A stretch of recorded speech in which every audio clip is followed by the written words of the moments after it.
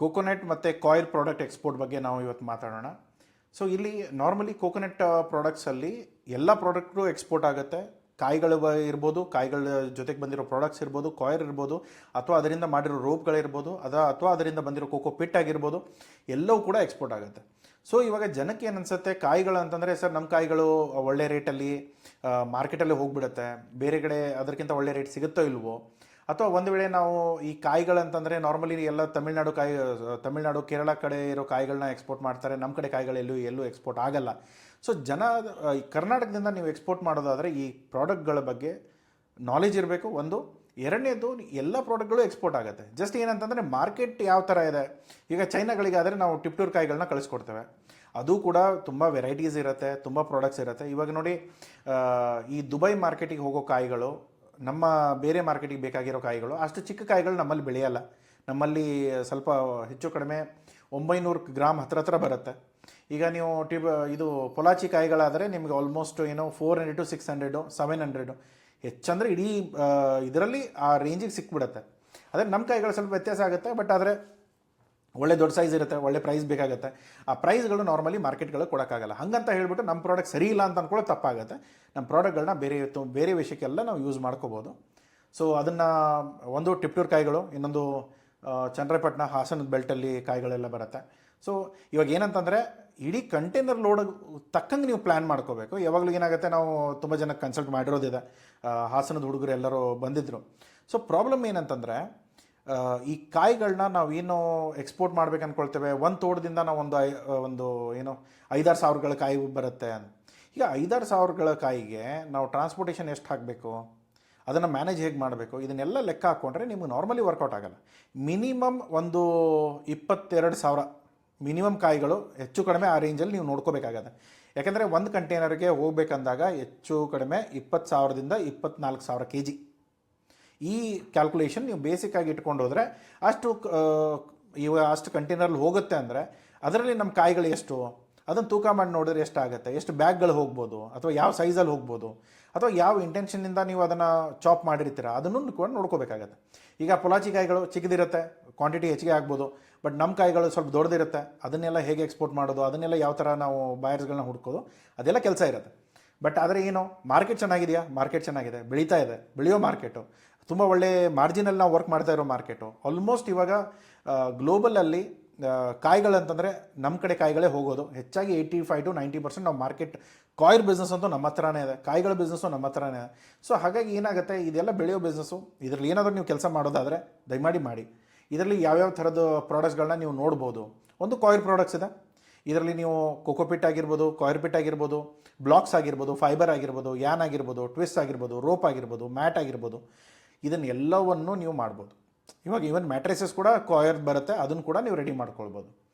ಅದನ್ನು ಬಿಟ್ಟು ನೀವು ವ್ಯಾಲ್ಯೂ ಆ್ಯಡೆಡಿಗೆ ಹೋಗೋದಾದರೆ ಇದರದ್ದು ನಾರ್ಮಲಿ ಕೋಕೋಪಿಟ್ ವಾಶ್ಡ್ ಬರುತ್ತೆ, ಮಿಕ್ಸ್ಡ್ ಬರುತ್ತೆ, ಬಫ್ಡ್ ಬರುತ್ತೆ, ಅದರಲ್ಲಿ ನೀವು ಚಿಪ್ಸ್ ಬರುತ್ತೆ, ಬ್ಯಾಗ್ಗಳಾಗಿರ್ಬೋದು, ಟೆಕ್ಸ್ಟೈಲ್ ಬಟ್ಟೆಗಳನ್ನೆಲ್ಲ ಮಾಡ್ತಾರೆ. ಸೊ ಆ ಥರದ್ದು ಏನಾದರೂ ನೀವು ಮಾಡೋದಾದರೆ ಅದನ್ನು ಕೂಡ ನೋಡ್ಕೊಳ್ಬೋದು.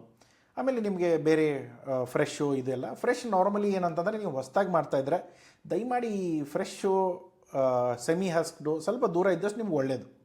ಯಾಕಂದರೆ ಏನಾಗುತ್ತೆ, ಈ ಕಾಯಿಗಳು ಮುಟ್ಕೊಳ್ಳೋ ಟೈಮಲ್ಲಿ ಸ್ವಲ್ಪ ಹೆಚ್ಚು ಕಡಿಮೆ ಆಗಿತ್ತಂದರೆ ಒಂದು ಅದರಲ್ಲಿ ಹೂ ಬಂದುಬಿಡುತ್ತೆ, ಇಲ್ಲ ಅಂದರೆ ಮೊಳಕೆ ಹೊಡ್ಕೊಂಡು ಗಿಡ ಹಾಕೋ ಲೆಕ್ಕದಲ್ಲಿ ಅದು ಬಂದಿರುತ್ತೆ. ಸೊ ಅದಕ್ಕೆ ಏನಾಗುತ್ತೆ, ಈ ಥರದ್ದು ವರ್ಕೌಟ್ ಆಗೋಲ್ಲ. ಸೊ ಆದಷ್ಟು ನಿಮ್ಗೇನಾದರೂ ಕಂಟ್ರೋಲ್ ಇತ್ತು, ಯಾವಾಗ ಏನು ಹೇಗೆ ಕ್ಲೈಮೇಟ್ ಎಲ್ಲ ನೋಡಿಕೊಂಡು ಅದರ ಮೆಚುರಿಟಿ ನೋಡಿಕೊಂಡು ನೀವು ಕರೆಕ್ಟಾಗಿ ಎಕ್ಸ್ಪೋರ್ಟ್ ಮಾಡ್ತೀನಿ ಅನ್ನೋದಾದರೆ ಮಾಡಿ.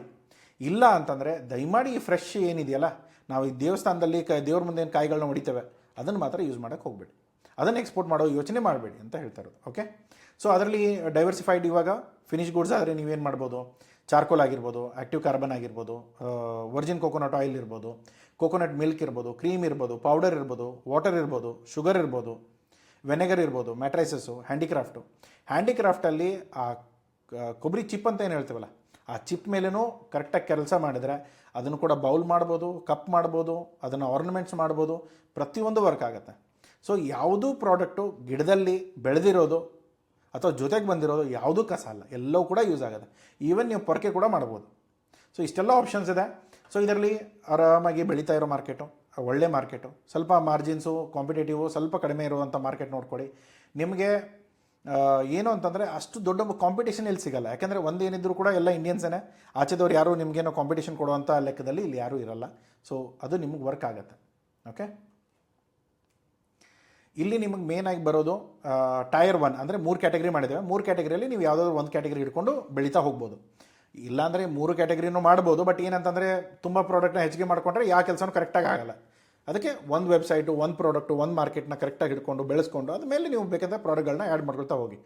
ಒಂದೇ ಸರಿ 2 ಟ್ರೈನ್ಗಳನ್ನ ಹತ್ತೋದ್ರಲ್ಲಿ ಏನೂ ಅರ್ಥ ಇಲ್ಲ. ಒಂದು ಟ್ರೈನ್ ಹತ್ಕೊಂಡು ಒಂದು ಕಡೆ ಮುಟ್ಕೊಳ್ಳಿ, ಅದಾದಮೇಲೆ ಇನ್ನೊಂದು ಟ್ರೈನನ್ನ ಬುಕ್ ಮಾಡ್ಕೊಳ್ಳಿ. ಇಲ್ಲಾಂದ್ರೆ ಏನಾಗ್ಬಿಡುತ್ತೆ, 2 ಟ್ರೈನಿನ ನಡುವೆ ಕಾಲಿಟ್ಕೊಂಡು ಕಂಬ ಕೊಡ್ಕೊಂಡು ಸಾಯಬೇಕಾಗತ್ತೆ. ಓಕೆ, ಸೊ ಆ ಥರ ಮಾಡ್ಕೊಳಕ್ಕೆ ಹೋಗಬೇಡಿ. ಸೊ ಲೂಸ್ ಇರ್ಬೋದು, ಕೊಕೊಪಿಟ್ಟು, ಆಮೇಲೆ ಬ್ಲಾಕ್ಸ್ ಬರುತ್ತೆ, ಅದನ್ನು ಕೂಡ ಯೂಸ್ ಮಾಡ್ಬೋದು. ಇದ್ರದ್ದು ಎಲ್ಲ ಈ ಪ್ರತಿಯೊಂದು HS ಕೋಡ್ ಇದೆ. FOB ಪ್ರೈಸಸ್ ನಿಮ್ಮ ರೆಫರೆನ್ಸಿಗಿದೆ. ಇವಾಗ FOB ಪ್ರೈಸಸ್ಸು ಎಕ್ಸ್ವರ್ಕ್ಸ್ ಪ್ರೈಸಸಲ್ಲಿ ತುಂಬ ವ್ಯತ್ಯಾಸ ಬರುತ್ತೆ. FOB ಪ್ರೈಸಸ್ ಅಂದರೆ ನೀವು ಪೋರ್ಟಲ್ಲಿ ಏನು ಮಾರ್ತೀರಲ್ಲ, ಪೋರ್ಟಿಗೆ ತೊಗೊಂಡು ಬಂದು ಮಾರೋದೇನಿದೆಯಲ್ಲ ಆ ರೇಟು. ಈಗ ನಿಮ್ಮ ಜಾಗದಲ್ಲಿ ಏನು ರೇಟ್ ಇದೆ ಅದನ್ನು ನೀವೇ ಡಿಸೈಡ್ ಮಾಡಬೇಕು, ಎಷ್ಟು ಮಾರ್ಜಿನ್ಸ್ ಇರುತ್ತೆ ಏನು ಅಂತ. ನಾರ್ಮಲಿ ಸ್ವಲ್ಪ ಡೀಟೇಲ್ಗಳು ಇನ್ನೂ ಹೋದರೆ ಮಾತ್ರ ನಿಮಗೆ ಅದು ಎಕ್ಸ್ವರ್ಕ್ಸ್ ಪ್ರೈಸಿಂಗ್ ಸಿಗುತ್ತೆ. ಇಲ್ಲಾಂದರೆ ನಾರ್ಮಲಿ FOB ಪ್ರೈಸಸ್ಗಳು ಮಾತ್ರ ನಿಮಗೆ ಪಬ್ಲಿಕ್ ಪೋರ್ಟಲಲ್ಲಿ ಸಿಗುತ್ತೆ. ಸೊ ಇಲ್ಲಿರೋದು FOB ಪ್ರೈಸಸ್ಸು, CIF ಪ್ರೈಸಸ್ ನೀವು ಯುರೋಪಿಯನ್ ಯೂನಿಯನ್ ಆಗಿರ್ಬೋದು ಅಥವಾ US ಆಗಿರ್ಬೋದು, ಇದನ್ನು ನೀವು ನೋಡ್ಕೊಳ್ಬೋದು. ಸೊ ಮಾರ್ಜಿನ್ಸ್ ಬಂದು ಈ ಮಾರ್ಜಿನ್ಸಲ್ಲಿ ನೀವು ವರ್ಕ್ ಮಾಡ್ಬೋದು. ಸೊ ಇದರಲ್ಲಿ ಪ್ರತಿಯೊಂದರಲ್ಲೂ ಕೂಡ ನಿಮಗೆ ಕ್ವಾಲಿಟೀಸ್ ಬರುತ್ತೆ, ಕ್ವಾಂಟಿಟಿ ಬರುತ್ತೆ, ಸ್ಟ್ರೆಂತ್ ಬರುತ್ತೆ. ಅದನ್ನೆಲ್ಲ ನೋಡಿಕೊಂಡು ನಿಮ್ಮ ಬೆನಿಫಿಟ್ ಏನಿದೆ, ನಿಮ್ಮ ಪ್ರಾಡಕ್ಟ್ ಯಾವುದ್ರಲ್ಲಿ ಚೆನ್ನಾಗಿದೆ, ಇದನ್ನು ಯಾವುದು ಕೂಡ ನನಗೆ ಚೆನ್ನಾಗಿದೆ ಅಂತಂದರೆ ನನ್ನ ಫಾರ್ಮಲ್ಲಿ ಬೆಳಿತೇವೆ, ನಾವು ಯಾವ ಥರ ಬೆಳೆದಿದ್ದೇವೆ ನಮ್ಗೆ ಗೊತ್ತಿದೆ, ಹಾಗಾಗಿ ಇದು ಚೆನ್ನಾಗಿದೆ ಅಂತ ಹೇಳೋದ್ರಲ್ಲಿ ಅರ್ಥ ಇಲ್ಲ. ಏನೇ ಇದ್ರೂ ಕೂಡ ಟೆಸ್ಟ್ ಮಾಡಿಸಿ ಆ ರಿಪೋರ್ಟ್ನ ಇಟ್ಕೊಂಡು ನೀವು ಮಾತಾಡಿದ್ರೆ, ಇವಾಗ ನಮ್ಮ ಹುಡುಗ ಬುದ್ಧಿವಂತ ಅನ್ನೋದು ಹೇಗೆ, ನೀವು ಹೇಳ್ತಿದ್ದಾರೆ ನಿಮ್ಮ ಮಗ ಅಂದರೆ ಹೆತ್ತವ್ರಿಗೆ ಹೆಗ್ಣನೂ ಮುದ್ದೆ. ಬಟ್ ಆದರೆ ಬಿಸ್ನೆಸ್ಸಿಗೆ ಬಂದಾಗ ನಮ್ಮ ಪ್ರಾಡಕ್ಟ್ಗಳು ಏನು ಚೆನ್ನಾಗಿದೆ ಅನ್ನೋದನ್ನು ನಾವು ರಿಪೋರ್ಟ್ಸ್ ಥ್ರೂ ಹೇಳ್ತೇವೆ. ಸೊ ಆದಷ್ಟು ನೀವು ರಿಪೋರ್ಟ್ನ ರೆಡಿ ಮಾಡಿಸ್ಕೊಂಡು ಅದನ್ನು ಪ್ರಾಪರಾಗಿ ಎಕ್ಸಿಕ್ಯೂಟ್ ಮಾಡಿಕೊಂಡು ರಿಪೋರ್ಟ್ನ ನೀವು ಮಾರ್ಕೆಟಿಗೆ ತೊಗೊಂಡೋದ್ರೆ ಜನ ನೋಡ್ತಾರೆ, ಇಷ್ಟ ಆಯಿತು, ಪ್ರೈಸ್ನ ಕೇಳ್ತಾರೆ, ಪ್ರೈಸ್ ಕೊಡಿ, ವರ್ಕೌಟ್ ಆಯಿತು, ನೆಗೋಷಿಯೇಟ್ ಮಾಡಿ ಫೈನಲ್ ಮಾಡ್ಕೊಂಡು ಆರ್ಡರ್ನ ಎತ್ಕೊಳ್ಳಿ. ಹೇಳಿದೆ ಸಲೀಸಾಗಿರಲ್ಲ, ಬಟ್ ಆದರೂ ಮಾಡ್ಬೋದು.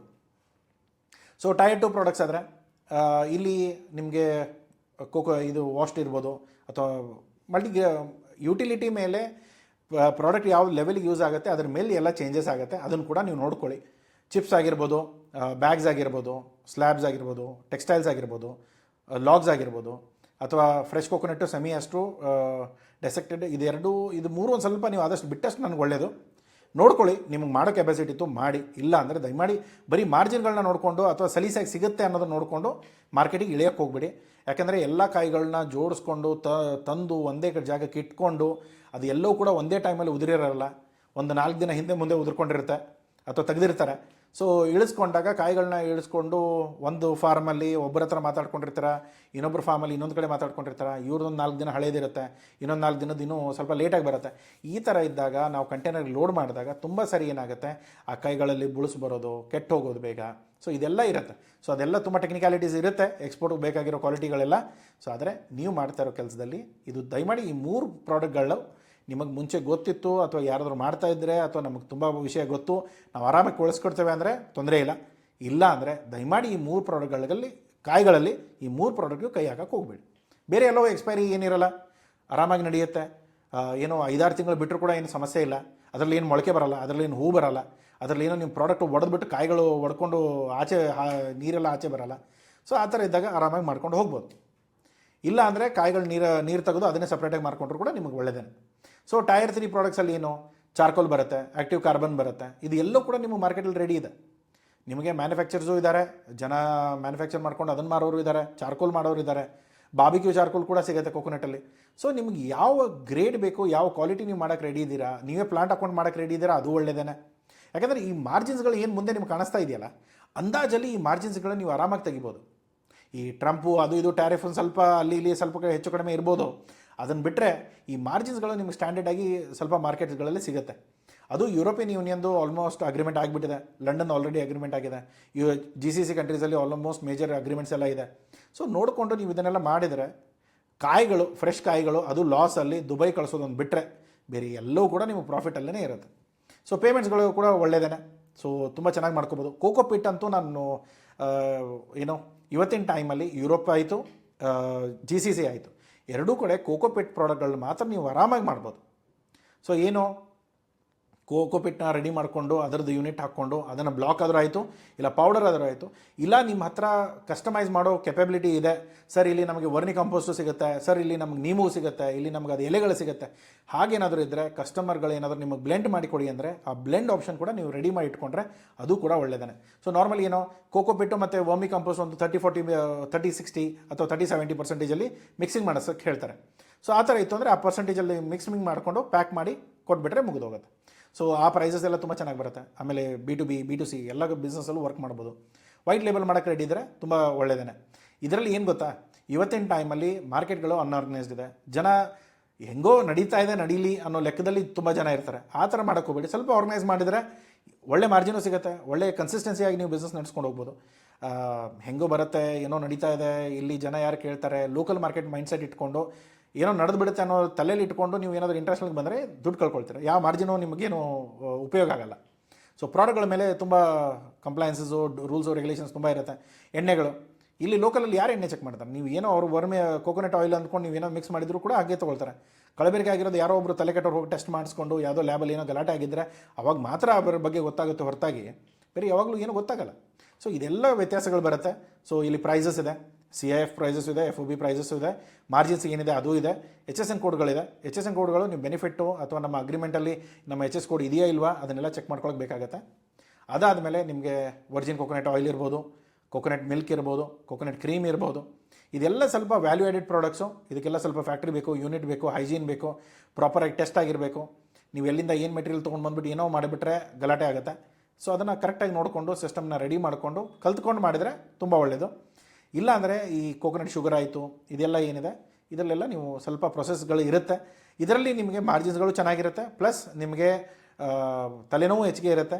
ಆದರೆ ಒಂದು ಸರಿ ನೀವು ಕರೆಕ್ಟಾಗಿ ಮಾಡ್ಕೊಂಡು ಕಲ್ತ್ಕೊಂಡ್ಬಿಟ್ರೆ ಇದರಲ್ಲಿ ಏನು ನಿಮ್ಗೆ ತುಂಬ ಸಮಸ್ಯೆ ಬರೋಲ್ಲ. ಒಂದು ಸರಿ ಮಾಡಿಕೊಂಡ್ರೆ ಸಾಕಾಗುತ್ತೆ. ಸೊ ಗ್ಲೋಬಲ್ ಮಾರ್ಕೆಟ್ ಇಂಟೆಲಿಜೆನ್ಸಲ್ಲಿ ಏನಾಗುತ್ತೆ, ಕೊಯರ್ ಪ್ರಾಡಕ್ಟಲ್ಲಿ ನಾರ್ಮಲಿ ಈ ರೇಂಜ್ಗಳಲ್ಲಿ ನೋಡಿದ್ರೆ ಈ ಪ್ರಾಡಕ್ಟ್ಗಳೆಲ್ಲೋ ಮೂವ್ ಆಗ್ತಾ ಇದೆ. ಸೊ ಎಲ್ಲೋ ಒಳ್ಳೆ ಪ್ರಾಡಕ್ಟು, ಎಲ್ಲೋ ಒಳ್ಳೆ ಗ್ರೋತಲ್ಲಿದೆ. ಇದರಲ್ಲಿ ಯಾವುದೇ ನೀವು ಮಾಡಿದರೂ ಕೂಡ ತುಂಬ ಒಳ್ಳೆಯದೇ. ಆದರೆ ಕೆಲವೊಂದು ಏನಾಗುತ್ತೆ, ಕೆಲವೊಂದು ಸರಿ ಹೆಚ್ಚು ಕಡಿಮೆ ಆಗುವಂಥ ಪ್ರಾಡಕ್ಟ್ಸ್ ಯಾವುದು ಅಂದರೆ ನಾರ್ಮಲಿ ಫ್ರೆಶ್ ಯಾವುದಿರುತ್ತೆ ಅದರಲ್ಲಿ ಮಾತ್ರ. ಇಲ್ಲಿ ಕಂಪ್ಲೀಟ್ ವ್ಯಾಲ್ಯೂ ಆ್ಯಡೆಡ್ ಪ್ರಾಡಕ್ಟ್ಸ್ ಇದೆ. ಈಗ ನಮ್ಮನ್ನು ಹೊರತಾಗಿ ಬೇರೆ ಯಾರು ಮಾಡ್ತಾ ಇದ್ದಾರೆ? ಈಗ ಕಾಯರ್ ಪ್ರಾಡಕ್ಟ್ಸ್ ಆಗಿರ್ಬೋದು, ಕಾಯರ್ ಜೂಟ್ ಆಗಿರ್ಬೋದು, ಅದರಲ್ಲಿ ಎಲ್ಲ ತುಂಬ ಜನ ಕಾಂಪಿಟೇಷನ್ ಇಲ್ಲ. ಆದರೆ coconut water, virgin oil, cream, butter, desiccated coconuts, ಆಮೇಲೆ ಆ್ಯಕ್ಟಿವ್ ಕಾರ್ಬನು, ಶೆಲ್ ಚಾರ್ಕೋಲು, ಅದಾದಮೇಲೆ ನಿಮಗೆ ಕೋಕೋನಟ್ ಶುಗರ್. ಸೊ ಇವೆಲ್ಲದರಲ್ಲೂ ನಿಮಗೆ ಸ್ವಲ್ಪ ಕಾಂಪಿಟೇಷನ್ ಆಚೆ ಕಡೆಯಿಂದನೂ ಸಿಗುತ್ತೆ. ಪ್ಲಸ್ ಏನೋ ಅವರಲ್ಲಿ ಇವಾಗ ನಡೀತಾ ಇರೋ CAGR ನೋಡಿದ್ರೆ ಆ ಗ್ರೋತ್ ಕೂಡ ನಾವು ಟ್ಯಾಕಲ್ ಮಾಡ್ಬೋದು. ಯಾಕಂದರೆ ಅವ್ರ ಹತ್ರ ವಾಲ್ಯೂಮ್ ಇಲ್ಲ, ನಮ್ಮ ಹತ್ರ ವಾಲ್ಯೂಮ್ ಇದೆ, ಬಟ್ ನಾವು ಕಂಪ್ಲೀಟ್ ಅನ್ಆರ್ಗನೈಸ್ಡ್ ಇದ್ದೇವೆ. ನಾವು ಕಾಯಿಗಳನ್ನ ಕೆಡಿಸ್ಕೋತೇವೆ, ಹಾಳು ಮಾಡ್ಕೊಳ್ತೇವೆ, ಕೆಲವೊಂದು ಸರಿ ಅದನ್ನು ಕಡಿಮೆ ರೇಟಲ್ಲಿ ಬಿಟ್ಕೊಳ್ತೇವೆ. ಸೊ ಇದೆಲ್ಲ ಇರುತ್ತೆ. ಆದರೆ ನೀವು ಒಂದು ಸರಿ ಅದನ್ನು ಆರ್ಗನೈಸ್ ಮಾಡಿಕೊಂಡು ಕರೆಕ್ಟಾಗಿ ಯಾವಾಗ ಬರುತ್ತೆ, ಯಾವಾಗ ಶೆಡ್ಯೂಲ್ ಆಗುತ್ತೆ, ಅದನ್ನೆಲ್ಲ ಒಂದು ಸ್ವಲ್ಪ ಸಪ್ಲೈ ಚೈನ್ನ ಪ್ರಾಪರಾಗಿ ಪ್ಲ್ಯಾನ್ ಮಾಡಿಕೊಂಡ್ರೆ ನಿಮಗೆ ಈ ಸಮಸ್ಯೆಗಳು ಬರಲ್ಲ. ಸೊ ಟೈರ್ 1 ಇರೋ ಪ್ರಾಡಕ್ಟ್ಗಳನ್ನ ಎಲ್ಲಿ ಕಳಿಸ್ಬೋದು? USA ಕಳಿಸ್ಬೋದು, ನೆದರ್ಲ್ಯಾಂಡ್ಗೆ, ಜರ್ಮನಿಗೆ, UKಗೆ, ಸೌತ್ ಕೊರಿಯಾಗೆ, ಜಪಾನ್ಗೆ, ಆಸ್ಟ್ರೇಲಿಯಾಗೆ. ಇದರಲ್ಲಿ ಯಾವ್ಯಾವುದು ಆಲ್ರೆಡಿ ಮರ್ತು ಬಿಟ್ಟಿದ್ರೆ ಸ್ವಲ್ಪ ವೀಡಿಯೋ ಹಿಂದೆ ತೊಗೊಂಡ್ರೆ ನಿಮ್ಗೆ ಅದು ಕಾಣುತ್ತೆ. ಟೈರ್ 1ಅಲ್ಲಿ ಯಾವ ಪ್ರಾಡಕ್ಟ್ಸ್ ಇತ್ತು ಅನ್ನೋದು, ಅದನ್ನು ಪ್ಲ್ಯಾನ್ ಮಾಡ್ಕೊಳ್ಳಿ. ಟೈರ್ B ಅಲ್ಲಾದರೆ ನಿಮಗೆ ಈ China, UAE, Saudi Arabia, Mexico, Turkey, Poland, Italy, Spain, ಅಲ್ಲೆಲ್ಲ ನಿಮಗೆ ಕೋಕೋ ಬ್ಲಾಕ್ಸು, ಕೋಕೋನಟ್ ಏನು ಕೋಕೋಪಿಟ್ ಅಂತ ಏನು ಹೇಳ್ತೇವೆ ಅದನ್ನೆಲ್ಲವೂ ಕೂಡ ಆರಾಮಾಗಿ ಕಳಿಸ್ಬೋದು. ಅದನ್ನು ಬಿಟ್ಟು ನೀವೇನಾದರೂ ಕೋಕೋನಟ್ ಮಿಲ್ಕ್ ಆಯಿತು, ಬೇರೆ ಪ್ರಾಡಕ್ಟ್ಸ್ಗಳನ್ನ ಕಳಿಸೋದಾದರೆ Brazil, South Africa, Kenya, Nigeria, Vietnam, Thailand, ಇಲ್ಲಿ ಆಲ್ರೆಡಿ ಅವ್ರ ಹತ್ರ ಇದೆ. ಬಟ್ ಅದರ ಜೊತೆಗೆ ಇನ್ನೂ ಎಕ್ಸ್ಟ್ರಾ ಪ್ರಾಡಕ್ಟ್ಸ್ಗಳು ಅವ್ರಿಗೆ ಬೇಕಾಗಿರುತ್ತೆ, ವಾಲ್ಯೂಮ್ ಇರಲ್ಲ. ಸೊ ಅದನ್ನು ಕೂಡ ನೀವು ನೋಡ್ಕೊಳ್ಳಿ. ಕಂಪ್ಲೈನ್ಸಸ್ ವೈಸು ಇವಾಗ ನೋಡಿ, ಯಾವುದೋ ಪ್ರಾಡಕ್ಟ್ಗಳನ್ನ ನೀವು ಸುಮ್ಮನೆ ಮಾರ್ಕೆಟ್ಗೆ ತಿನ್ನಕ್ಕೆ ಉಣ್ಣಕ್ಕೆ ಕಳ್ಸೋಕ್ಕಾಗಲ್ಲ. ಎಲ್ಲವೂ ಕೂಡ ಪ್ರಾಪರ್ ಸರ್ಟಿಫಿಕೇಷನ್ ಬೇಕು. ಯಾವುದಾದ್ರೂ ವಿಷಯಗಳು, ಯಾವುದೇ ಪ್ರಾಡಕ್ಟ್ ನೀವು ಮಾಡಿರ್ಬೋದು, ಅದು ಬಾಯಲ್ಲಿ ಹಾಕ್ಕೊಳ್ಳೋದಾದರೆ ಸ್ವಲ್ಪ ಸರ್ಟಿಫಿಕೇಷನ್ಗಳು ಬೇಕಾಗುತ್ತೆ. ಆ ಸರ್ಟಿಫಿಕೇಷನ್ಗಳನ್ನ ನಾವು ಮಾಡಿಸ್ಕೊಡ್ತೇವೆ. ಬೇಕಂದರೆ ಹೇಳಿ, ಇಲ್ಲ ಅಂತಂದರೆ ನೀವು ತಿನ್ನೋ ಪದಾರ್ಥಗಳಿಲ್ಲ ಸರ್, ನಾವು ಬರೀ ಕೋಕೋಪಿಟ್ ಮಾಡ್ತಾಯಿದ್ದೆ, ತುಂಬ ಸರ್ಟಿಫಿಕೇಷನ್ ಇಲ್ಲ, ತಲೆನೋವಿಲ್ಲ. ಅದರಲ್ಲೂ ಆರ್ಗ್ಯಾನಿಕ್ ಕೋಕೋಪಿಟ್ ಅಂತಂದರೆ ಅದರದ್ದು ಸರ್ಟಿಫಿಕೇಷನ್ ಬರುತ್ತೆ. ಅದನ್ನು ಕೂಡ ಮಾಡಿಸ್ಕೊಂಡ್ರೆ ನೀವು ಆರಾಮಾಗಿ ಆ ಪ್ರಾಡಕ್ಟ್ಗಳನ್ನ ತೊಗೊಂಡು ನೀವು ಇಂಟರ್ನ್ಯಾಷನಲ್ ಮಾರ್ಕೆಟಿಗೆ ಇಳಿಬೋದು. ಸೊ ಅದು ಕೂಡ ಮಾಡಿಸ್ಕೊಡ್ಬೋದು. ಏನೇ ಇದ್ರೂ ಕೂಡ ಎಲ್ಲ ಹೆಲ್ಪ್ ಅವೈಲೇಬಲ್ ಇದೆ, ಬೇಕು ಅಂದರೆ ಹೇಳಿ. ಓಕೆ.